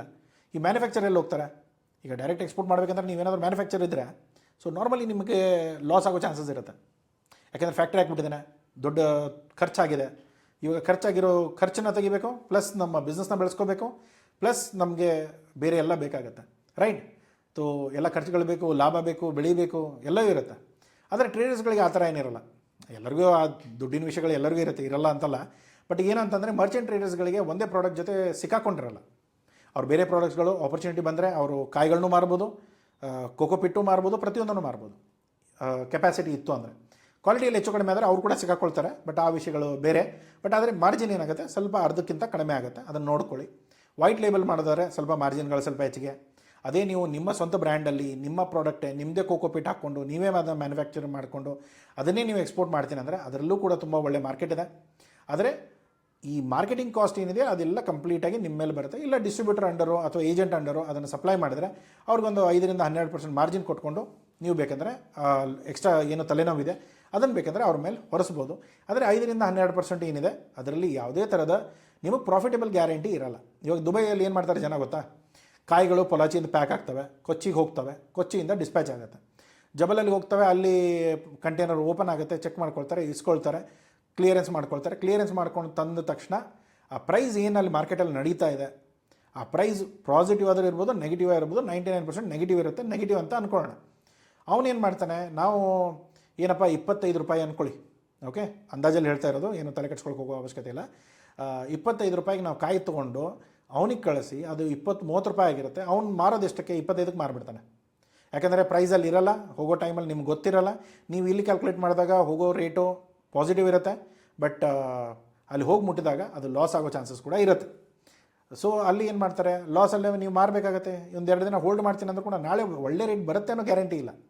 ಸೊ ಅವಾಗ ಏನಾಗ್ಬಿಡುತ್ತೆ, ಆಟೋಮೆಟಿಕ್ಲಿ ನೀವು ಲಾಸಲ್ಲೇ ಒಪ್ಕೋಬೇಕು. ಯಾಕೆಂದರೆ ಕಂಟೈನರ್ ವಾಪಸ್ ತರಿಸ್ಕೊಳಕ್ಕಂತೂ ಸಾಧ್ಯ ಇಲ್ಲಲ್ಲ. ಯಾಕೆಂದರೆ ಕಾಯಿಗಳು ವಾಪಸ್ ಬರುತ್ತೆ ಅಂತಂದರೂ ಕೂಡ ಒಂದು ಲಾಜಿಸ್ಟಿಕ್ ರೇಟು, ಎರಡನೇದು ಬಂದು ನಿಮ್ಮ ಕಾಯಿಗಳದು ಜೀವ ಇರುತ್ತಲ್ಲ, ಮೊಳಕೆ ಬಂದುಬಿಡುತ್ತೆ. ನೀವು ಇಲ್ಲಿ ಗಿಡ ಹಾಕೋದು ಬಿಟ್ಟರೆ ಬೇರೆ ಏನೂ ಯೂಸ್ ಇಲ್ಲ. ಸೊ ಆ ಥರ ಆಯಿತು ಅಂತಂದರೆ ನಿಮ್ಮ ಕೆಲಸ ಹಾಳಾಗುತ್ತೆ. ಸೊ ಅದಕ್ಕೆ ತುಂಬ ಹುಷಾರಾಗಿ ನೋಡಿಕೊಂಡು ಪ್ಲ್ಯಾನ್ ಮಾಡ್ಕೊಳ್ಳಿ, ಇಲ್ಲ ಅಂದರೆ ನಿಮ್ಮ ಕೆಲಸಗಳು ಕೆಡುವಂಥ ಚಾನ್ಸಸ್ ಇರುತ್ತೆ. ಅದರಲ್ಲೂ ಈ ಪೊಲಾಚಿ ಕಾಯಿಗಳು, ಪೊಲಾಚಿದಲ್ಲಿರೋ ಎಕ್ಸ್ಪೋರ್ಟರ್ಗಳು ಅಲ್ಲಿರೋ ಮಹಾನ್ ಭಾವರು ತುಂಬ ಒಳ್ಳೆ ಮೋಸ ಮಾಡ್ತಾರೆ. ಹುಷಾರಾಗಿ ನೋಡ್ಕೊಂಡು ಮಾಡಿ. ನಿಮಗೆ ಕಾಯಿಗಳು ಐಡಿಯಾ ಇತ್ತು, ಅವ್ರು ನಂಬ್ಕೊಂಡು ಮಾಡೋಂಗಿಲ್ಲ ಬಿಸ್ನೆಸ್ನ. ನಿಮಗೆ ನಂಬ್ಕೊಂಡು ನೀವು ಕರೆಕ್ಟಾಗಿ ಏನಾದರೂ ಆ ಕಾಯಿಗಳು ಸರ್ ನೋಡಿದ್ರೆ ನಾನು ಹೇಳ್ಬೋದು ಕಾಯಿ ಬರೀ ಹಿಂಗೆ ಅಂದರೆ ಗೊತ್ತಾಗುತ್ತೆ ನಮಗೆ ಅನ್ನೋದಿದ್ದು ಅಂದರೆ ಮಾತ್ರ ನೀವು ಕೈ ಹಾಕಿ. ಇಲ್ಲದೆ ಹೋದರೆ ದಯಮಾಡಿ ಕೈ ಹಾಕಕ್ಕೆ ಹೋಗ್ಬೇಡಿ. ತುಂಬ ಜನ ಕೈ ಸುಟ್ಕೊಂಡವ್ರು ಇದ್ದಾರೆ. ನಮ್ಮ ಗುಜರಾತಿ ಒಂದಿಷ್ಟು ಸಪ್ಲೈಯರ್ಗಳಿದ್ದರು, ಅವರೆಲ್ಲ ಒಳ್ಳೊಳ್ಳೆ ನಂಬ್ಕೊಂಡು ಒಳ್ಳೆ ಮೋಸ ಮಾಡಿಕೊಂಡು ದುಡ್ಡೆಲ್ಲ ಹಾಳು ಮಾಡಿಕೊಂಡು ಆಗಿದೆ. ಸೊ ಅದಕ್ಕೆ ನಿಮಗೇನಾದರೂ ಗೊತ್ತಿತ್ತೋ ಮಾಡಿ, ಇಲ್ಲ ಅಂದರೆ ದಯಮಾಡಿ ಫ್ರೆಶಲ್ಲಿ ಕೈ ಹಾಕಕ್ಕೆ ಹೋಗಬೇಡಿ. ಬೇರೆ ಆದರೆ ಹೇಗೋ ಟೆಸ್ಟ್ ಮಾಡ್ಕೊಬೋದು ನೀವು. ಕೋಕೋಪೀಟ್ ಇರುತ್ತೆ, ಒಂದು ಬ್ಯಾಚಲ್ಲಿ ಮಾಡಿರ್ತಾರೆ, ಟೆಸ್ಟ್ ಮಾಡ್ಕೊಳ್ಳಿ, ಓಕೆ ಅಂದರೆ ಎತ್ಕೊಂಡು ಹೋಗಿ. ಆದರೆ ಅದರಲ್ಲಿ ಏನು ಎಕ್ಸ್ಪೈರಿ ಇಲ್ಲಲ್ಲ, ಅದನ್ನಾದರೆ ನೀವು ನಾಳೆ ಲೋಕಲ್ ಮಾರ್ಕೆಟಲ್ಲಾದರೂ ಬಿಡ್ಬೋದು.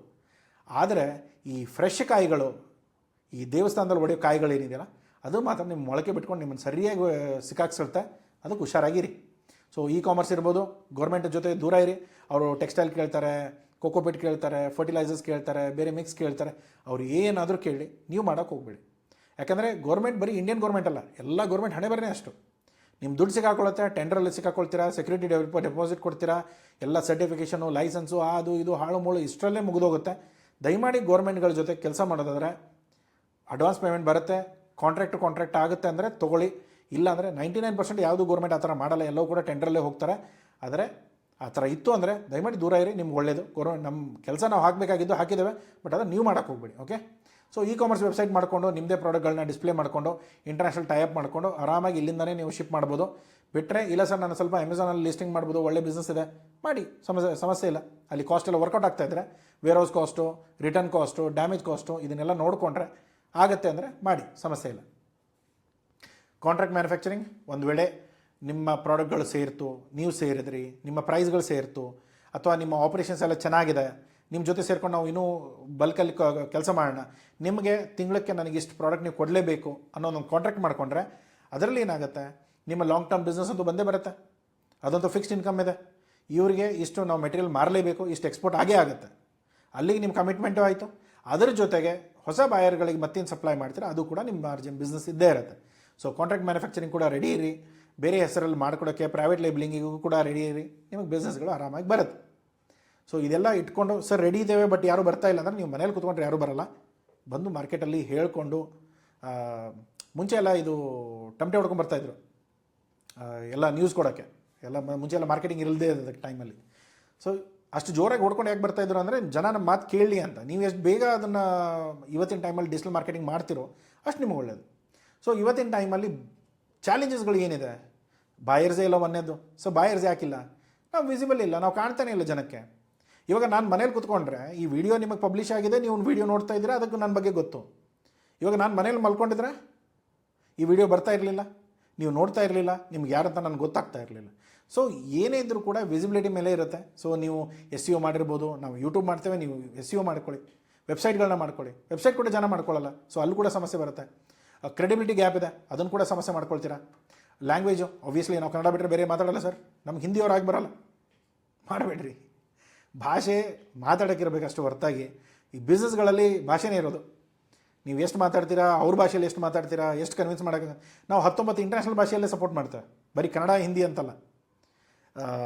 ನೋಡ್ಕೊಳ್ಳಿ ನಿಮ್ಮ ಥಾಟ್ ಪ್ರೊಸೆಸ್ ಏನಿದೆ, ನೀವು ಯಾವ ಯೋಚನೆಯಿಂದ ಬರ್ತೀರಾ ಅದರ ಮೇಲೆ ಡಿಪೆಂಡ್ ಆಗುತ್ತೆ. MOQ ಮಿಸ್ ಮ್ಯಾಚ್ ಇರ್ಬೋದು. MOQ ಅಂದರೆ ಮಿನಿಮಮ್ ಆರ್ಡರ್ ಕ್ವಾಂಟಿಟಿ.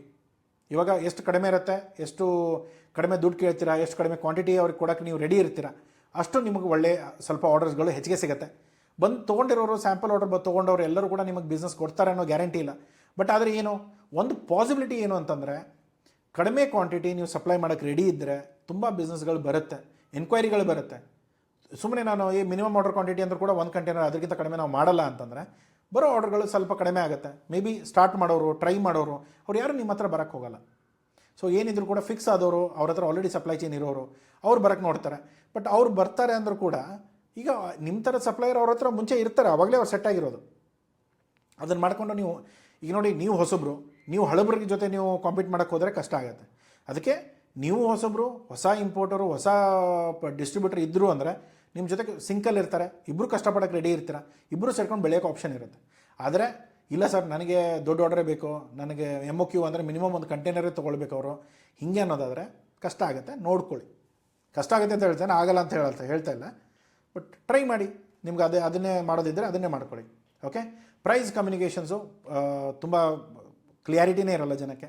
ಒಂದು ಮೇನಾಗಿ ನಿಮ್ಮ ಏನೋ ಕದ್ದು ಮುಚ್ಚಾಡೋದು ತುಂಬ ಇರುತ್ತೆ.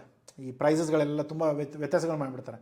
ಒಂದು ಲ್ಯಾಂಡಿಂಗ್ ಕಾಸ್ಟೇ ಗೊತ್ತಿರಲ್ಲ, FOB ಅಂದರೆ ಏನೋ ಗೊತ್ತಿಲ್ಲ, CIF ಗೊತ್ತಿಲ್ಲ, ಪ್ರೈಸ್ ಏನೋ ಗೊತ್ತಿಲ್ಲ, ನಾನೇನು ಮಾಡ್ತೇನೆ ನನಗೂ ಗೊತ್ತಿಲ್ಲ. ಸೊ ಈ ಥರ ಗೊತ್ತಿಲ್ಲದೆ ಬಿಸ್ನೆಸ್ ನಡೆಸೋರು ಎಲ್ಲಿಗೆ ಹೋಗ್ತೀರಾ ಅದು ಕೂಡ ಗೊತ್ತಿರಲ್ಲ ನಾಳೆ. ಸೊ ನೀವೇನು ಮಾಡಬೇಕಂದ್ರೆ, ನಾನು ಎಷ್ಟಕ್ಕೆ ತೊಗೊಳ್ತೇನೆ, ನನಗೆ ಪ್ರೊಡಕ್ಷನ್ ಕಾಸ್ಟ್ ಎಷ್ಟು, ನನಗೆ ಲ್ಯಾಂಡಿಂಗ್ ಕಾಸ್ಟ್ ಎಷ್ಟು, ಲ್ಯಾಂಡಿಂಗ್ ಅಂದರೆ ಏನು, ನನ್ನ ವೇರ್ ಹೌಸ್ಗೆ ಎಷ್ಟು ಖರ್ಚು ಬರುತ್ತೆ, ಅದರಲ್ಲಿ ನಾನು ಲಾಭ ಹಾಕಬೇಕು, ಅವಾಗ ಅದು ಎಕ್ಸ್ವರ್ಕ್ಸ್ ಆಗುತ್ತೆ. ಅದಾದ ಮೇಲೆ ಯಾವ ಪೋರ್ಟ್ ಕೇಳ್ತಿದ್ದಾನೆ, ಕೊಚ್ಚಿ ಪೋರ್ಟ್ ಕೇಳ್ತಿದ್ದಾನೆ, ಕೊಚ್ಚಿಗೆ ಕಳಿಸೋಷ್ಟು ಎಷ್ಟು ಖರ್ಚಾಗುತ್ತೆ, ಅದು FOB ರೇಟ್ಸು. ಅಲ್ಲಿ ಕಸ್ಟಮ್ ಕ್ಲಿಯರೆನ್ಸ್ ಆಗಬೇಕು, CFA ಸ್ಟೇಷನ್ಗೆ ಹೋಗಬೇಕು, ಅಲ್ಲೆಲ್ಲ ಕ್ಲಿಯರೆನ್ಸ್ ಆಗಬೇಕು, ಮುಂದೆ ಅದು ಲೋಡಾಗಿ ಹೋಗುತ್ತೆ. ಲೋಡಾಗಿ ಹೋಗೋ ಎಲ್ಲ ಜವಾಬ್ದಾರಿ ಅವನದು. CIF ಇದ್ದರೆ ಆ ಲೋಡ್ ಆಗೋ ಜವಾಬ್ದಾರಿನೂ ನಿಮ್ಮದು, ಇನ್ಶೂರೆನ್ಸು ನಿಮ್ಮದು, ಆ ಫ್ರೇಟರ್ ಹೋಗೋ ಖರ್ಚು ನಿಮ್ಮದು, ಇದೆಲ್ಲವೂ ಕೂಡ ನಿಮ್ಮದು ಇರುತ್ತೆ. ಅದೇ ಡೆಲಿವರಿ ಡ್ಯೂಟಿ ಪೇಯ್ಡ್ ಅಂದರೆ ಅಲ್ಲಿ ನೀವು ತೊಗೊಂಡೋಗಿ ಅಲ್ಲಿ ಕಸ್ಟಮ್ ಕ್ಲಿಯರೆನ್ಸ್ ಮಾಡಿ ಅವ್ರದ್ದು ಏನು ಡ್ಯೂಟಿ ಇದೆ ಅದನ್ನು ಕೂಡ ಕಟ್ಕೊಂಡು ನೀವು ಮುಂದೆ ಮಾಡಬೇಕು. ಸೊ ಇವತ್ತಿನ ಟೈಮಲ್ಲಿ ಮಿನಿಮಮ್ ನಿಮ್ಮ ಹತ್ರ ರೇಟ್ ಇರಬೇಕಾಗಿರೋದು ರೆಡಿ ಯಾವುದು ಅಂದರೆ ಎಕ್ಸ್ವರ್ಕ್ಸ್. ನಿಮ್ಮ ಮನೆಯಲ್ಲಿ ಮೆಟೀರಿಯಲ್ ಇಟ್ಕೊಂಡು ಕೂತ್ಕೊಂಡಿದ್ದೀರ, ಅದರ ರೇಟ್ ಎಷ್ಟು ಅಂತ ಕೇಳಿದ್ರೆ ನನಗೆ ಗೊತ್ತಿಲ್ಲ ಅಂದರೆ ಹೇಗಾಗುತ್ತೆ. ಸೊ ಅದನ್ನು ನೋಡ್ಕೊಳ್ಳಿ. ಅಟ್ಲೀಸ್ಟ್ ಎಕ್ಸ್ವರ್ಕ್ಸ್ ರೆಡಿ, ಪ್ರೈಸಸ್ ರೆಡಿ ಇಟ್ಕೊಳ್ಳಿ. FOB ಪ್ರೈಸ್ನ ನಿಮ್ಮ ಫ್ರೈಟ್ ಫೋರ್ಡರ್ ಯಾರಿದ್ದಾರೆ ಅವ್ರ ಜೊತೆ ಮಾತಾಡಿಕೊಂಡು, ಸರ್ ನಮ್ಗೆ ಈ ಕೆಲಸ ಇದೆ, ಈ ಪೋರ್ಟಿಗೆ ಹೋಗಬೇಕು, ಇಷ್ಟು ದಿನದಲ್ಲಿ ಹೋಗಬೇಕು, ಇಷ್ಟು ಮೆಟೀರಿಯಲ್ ಇದೆ, ಇಷ್ಟು ಎನ್ಕ್ವೈರಿ ಇದೆ, ಈ ದೇಶ, ಈ ಪೋರ್ಟು, ಇಷ್ಟು ಹೇಳಿದರೆ ಅವ್ರು ನಿಮಗೊಂದು ಎಸ್ಟಿಮೇಷನ್ ತೆಗೆದುಕೊಡ್ತಾರೆ. ಅವ್ರು ಕೂಡ ಕಳ್ಳರು, ಸ್ವಲ್ಪ ಹುಷಾರಾಗಿ ನೋಡ್ಕೊಂಡು ಮಾಡ್ಕೊಳ್ಳಿ. ಬರೀ ನಂಬ್ಕೊಂಡು ಹೋಗೋಕ್ಕೆ ಹೋಗಬೇಡಿ. ಅವ್ರ ಹತ್ರ ಏನಿದೆ, ಸರ್ ಇದರಲ್ಲಿ ಏನೇನು ಡ್ಯೂಟಿ ಇದೆ, ಏನೇನು ಖರ್ಚುಗಳಿದೆ, ಅದನ್ನೆಲ್ಲ ಬ್ರೇಕ್ ಡೌನ್ ಕರೆಕ್ಟಾಗಿ ಕೊಡಿ. ಇದನ್ನು ಕೊಟ್ಟ ಮೇಲೆ ಇದರ ಮೇಲೆ ನಾನು ₹1 ಕೊಡಲ್ಲ, ಇದನ್ನು ನೋಡಿಕೊಂಡು ನಾನು ಕ್ಯಾಲ್ಕುಲೇಟ್ ಮಾಡಿ ಕೊಡಿ. ಫೈನಲ್ ಅಮೌಂಟ್ ಏನಿದೆ ಅದನ್ನು ಇಟ್ಕೊಳ್ಳಿ. ಇಷ್ಟನ್ನು ನೋಡ್ಕೊಳ್ಳಿ. ಬೇಕಂದರೆ ₹2 ಹೆಚ್ಚಿಗೆ ಹೋದರೂ ಚಿಂತೆ ಇಲ್ಲ, ಒಳ್ಳೆ ರೆಪ್ಯೂಟೆಡ್ ಇರೋ ಫ್ರೈಟ್ ಫಾರ್ವರ್ಡರ್ಸ್ಗಳನ್ನ ಇಟ್ಕೊಳ್ಳಿ. ಈ ₹4 ಉಳ್ಸೋಕ್ಕೆ ಹೋಗಿ ₹10 ಕಳ್ಕೊಳ್ಳೋಂಥ ಕೆಲಸ ಮಾಡ್ಕೊಳ್ಳೋಕೆ ಹೋಗ್ಬೇಡಿ, ನೋಡ್ಕೊಂಡು ಕೆಲಸ ಮಾಡಿ. ಸೊ ಸ್ಯಾಂಪಲ್ ಇರ್ಬೋದು. ತುಂಬ ಜನ ಏನಂದರೆ ಕಂಟೈನರ್ ಗಲಾಟೆ ಮಾಡ್ಕೊಳ್ಳಲ್ಲ, ಸ್ಯಾಂಪಲಲ್ಲೇ ಗಲಾಟೆ ಮಾಡ್ಕೊಳ್ತಾರೆ. ಆ ಕ್ವಾಲಿಟಿ ಸ್ಯಾಂಪಲ್ಗಳನ್ನ ಕಳಿಸಿದ್ರೆ ಅದರಲ್ಲೇ ಹುಳ ಹತ್ಕೊಂಡಿದೆ. ಈ ಹುಳ ಹತ್ಕೊಂಡಿರೋ ಕೋಕೋಪಿಟ್ನ ಇವಾಗ ನಾವು ಎಕ್ಸ್ಪೋರ್ಟ್ ಮಾಡೋಕ್ಕೆ ಹೋದರೆ ಅಲ್ಲೇ ರಿಜೆಕ್ಟ್ ಆಗಿದೆ, ಅದು ಕಸ್ಟಮರ್ ಅಲೋವೇ ಮಾಡಿಲ್ಲ. ಸೊ ಆ ಥರ ಇರೋದನ್ನು ನೀವು ಫುಲ್ ಶಿಪ್ಮೆಂಟ್ ಹೇಗೆ ಕಳ್ಸೋಕ್ಕಾಗತ್ತೆ? ಸ್ಯಾಂಪಲೇ ಕರೆಕ್ಟಾಗಿ ಕಳಿಸ್ದೇ ಇದ್ದವರು ಶಿಪ್ಮೆಂಟ್ ಹೇಗೆ ಕೊಡ್ತೀರಾ? ಒಬ್ಬರಿಗೆ ಊಟ ಹಾಕೋಕ್ಕೆ ನಿಮ್ಗೆ ಆಗ್ತಾ ಇಲ್ಲ, ನಿಮಗೆ ಶಕ್ತಿ ಅಷ್ಟಿಲ್ಲ. ಅದು ಕೂಡ ಒಬ್ಬರಿಗೆ ಅಡುಗೆ ಮಾಡಿರೋದೇ ಸರಿಯಾಗಿ ಮಾಡಿಲ್ಲ, ನೀವು 100 ಜನದ ಅಡುಗೆ ಕಾಂಟ್ರಾಕ್ಟ್ ಹೇಗೆ ಕೊಡೋಕ್ಕಾಗತ್ತೆ? ರೈಟ್.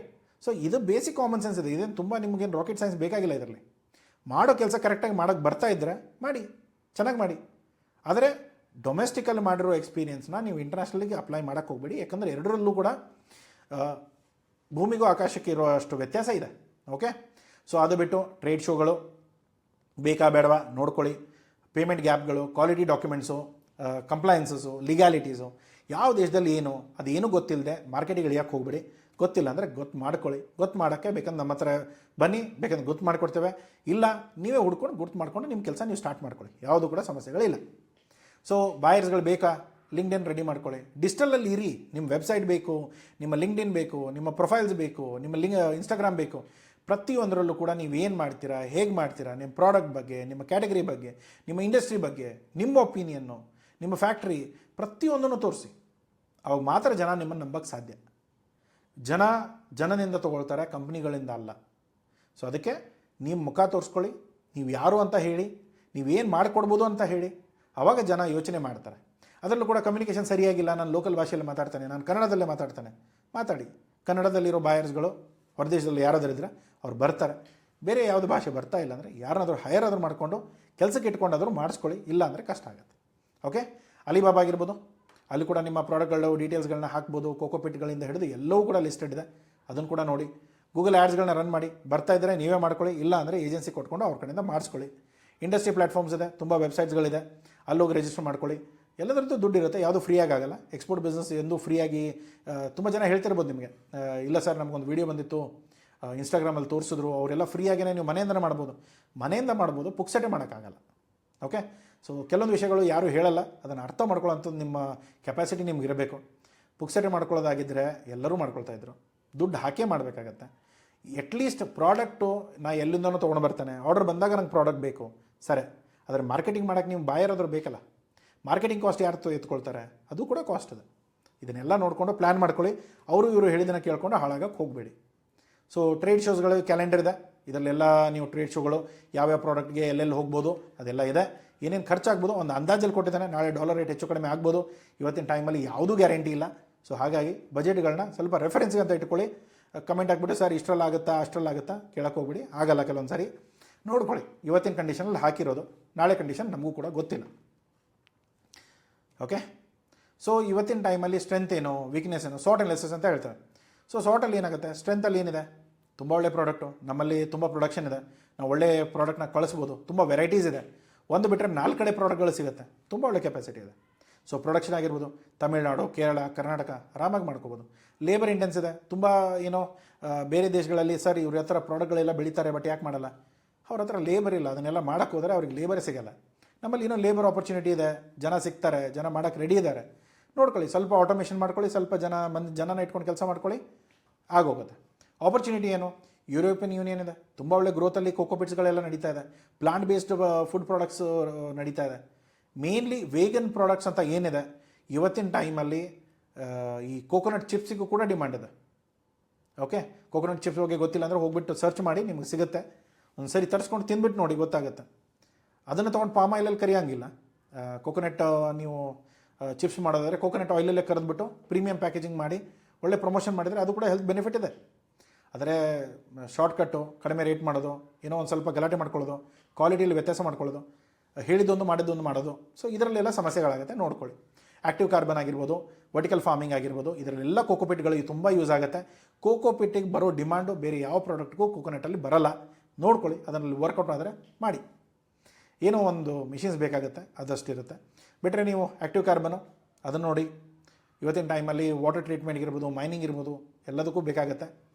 ಅದಲ್ಲದೆ ಇವತ್ತಿನ ಟೈಮಲ್ಲಿ ನಮ್ಮ ಆಪರ್ಚುನಿಟಿ ಏನು, ಅದು ಯುರೋಪಿಯನ್ ಯೂನಿಯನ್ ಆಗಿರ್ಬೋದು, UK ಆಗಿರ್ಬೋದು, UAE ಆಗಿರ್ಬೋದು, ಆಸ್ಟ್ರೇಲಿಯಾ ಆಗಿರ್ಬೋದು, ನ್ಯೂಜಿಲ್ಯಾಂಡ್ ಆಗಿರ್ಬೋದು, ಇವರ ಎಲ್ಲದರ ಜೊತೆ ನಮ್ಮ ಫ್ರೀ ಟ್ರೇಡ್ ಅಗ್ರಿಮೆಂಟ್ ಸೈನ್ ಆಗ್ತಾ ಇದೆ. ಆ ಸೈನ್ ಆಗಿರೋ ಅಗ್ರಿಮೆಂಟಲ್ಲಿ ನಮ್ಮ ಪ್ರಾಡಕ್ಟ್ಗಳು HSN ಕೋಡ್ ಏನು ಕೊಟ್ಟಿದ್ದಾನೆ ಅದೆಲ್ಲ HS ಕೋಡ್ ಇತ್ತು ಅಂದರೆ ಅದನ್ನು ತೊಗೊಂಡು ನೀವು ಕೆಲಸ ಮಾಡೋಕ್ಕೆ ಸ್ಟಾರ್ಟ್ ಮಾಡ್ಬೋದು. ಇಲ್ಲ ಸರ್ ಗೊತ್ತಾಗ್ತಾ ಇಲ್ಲ, ಅದನ್ನು ಓದೋಕ್ಕೆ ಅರ್ಥ ಆಗ್ತಾಯಿಲ್ಲ, ಬನ್ನಿ ಹೇಳ್ಕೊಡ್ತೇವೆ, ತಿಳ್ಕೊಂಡು ಅರ್ಥ ಮಾಡ್ಕೊಳ್ಳಿ. ಓಕೆ, ಸೊ ವೀಕ್ನೆಸ್ ಬಂದು ಎಲ್ಲದರಲ್ಲೂ ಸ್ಟ್ರೆಂತ್ ಅಷ್ಟೇ ಇರಲ್ಲ, ವೀಕ್ನೆಸ್ಸು ಇರುತ್ತೆ. ವೀಕ್ನೆಸ್ ಬಂದು ಇವತ್ತಿನ ಟೈಮಲ್ಲಿ ನಮ್ಮಲ್ಲಿ ಇಷ್ಟೆಲ್ಲ ಬೆಳೀತವೆ, ಯಾವುದು ಕೂಡ ಆರ್ಗನೈಸ್ಡ್ ಇಲ್ಲ. ಎಲ್ಲ ಹೆಂಗೆ ಅಂದರೆ ನಡೀತಾ ಇದೆ, ನಡೆಸ್ತಾ ಇದ್ದಾವೆ. ಸೊ ಆ ಲೆಕ್ಕದಲ್ಲಿ ಗೌರ್ಮೆಂಟ್ ಹಂಗೇನೆ, ನಾವು ಹಂಗೇನೆ, ಸೊ ಏನು ತುಂಬ ವ್ಯತ್ಯಾಸ ಇಲ್ಲ.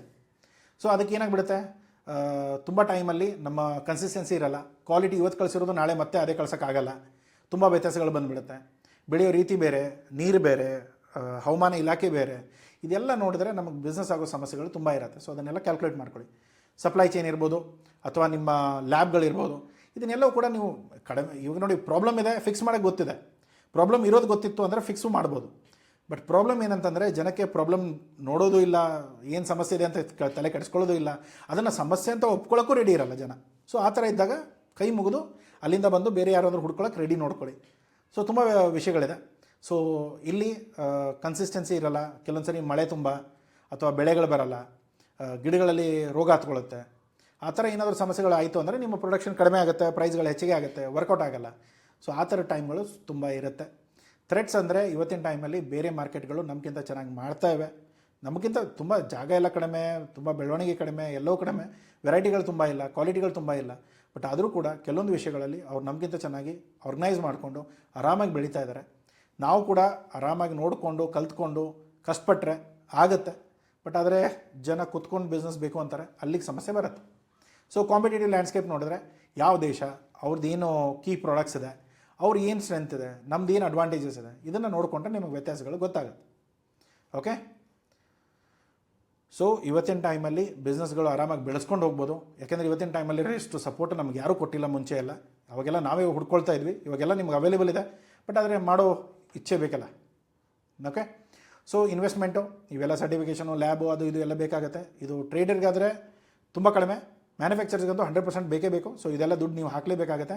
ಕೆಪೆಕ್ಸ್ ಓಪೆಕ್ಸ್ ಅಂತೂ ಮಿನಿಮಮ್ ಬಿದ್ದೇ ಬೀಳುತ್ತೆ. ವರ್ಷದ ಕಾಸ್ಟ್ ಎಷ್ಟಾಗುತ್ತೆ, 2 ವರ್ಷಕ್ಕೆ ಎಷ್ಟು ಕಾಸ್ಟ್ ಆಗುತ್ತೆ, 3 ವರ್ಷಕ್ಕೆ ಎಷ್ಟು ಕಾಸ್ಟ್ ಆಗುತ್ತೆ. ಸೊ ಎಲ್ಲವೂ ಕೂಡ ನೀವು ಒಂದು ರೆವೆನ್ಯೂ ಪ್ರೊಜೆಕ್ಷನ್.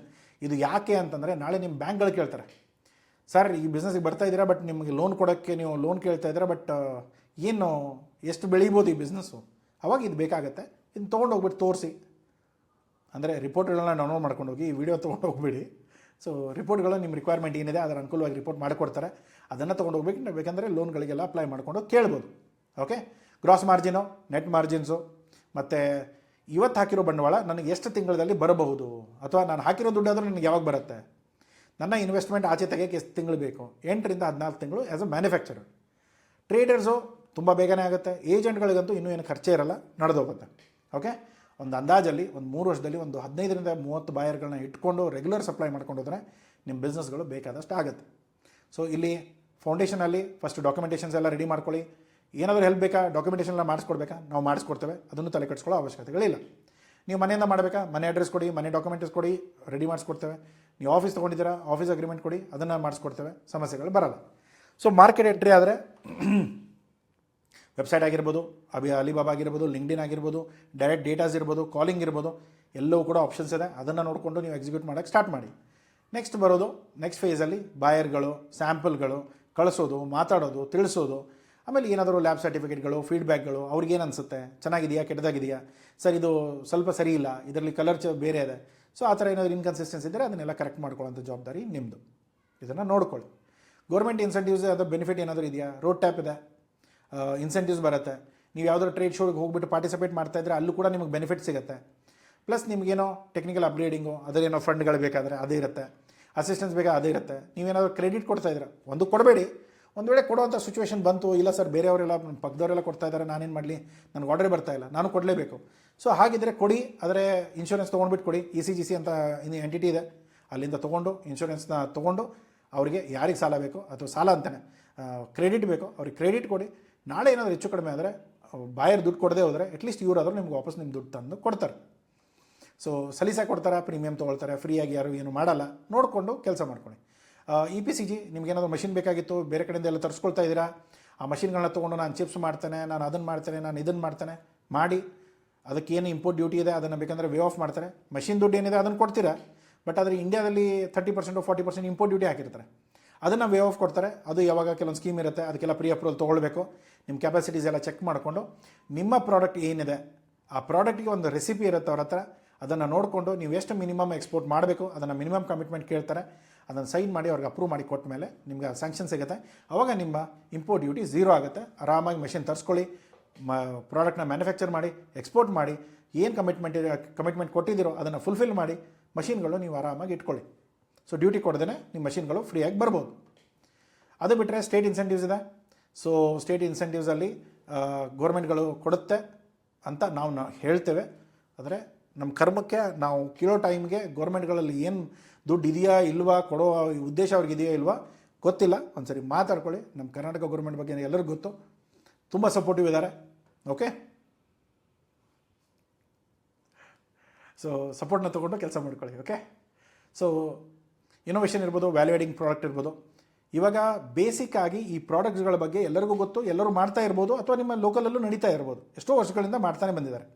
ಇವಾಗ ಅದನ್ನು ಹೊರತಾಗಿ ನಾವೇನಾದರೂ ಮಾಡೋದಾದರೆ ಗ್ರೋಯಿಂಗ್ ಮೀಡಿಯಾ ಇರ್ಬೋದು.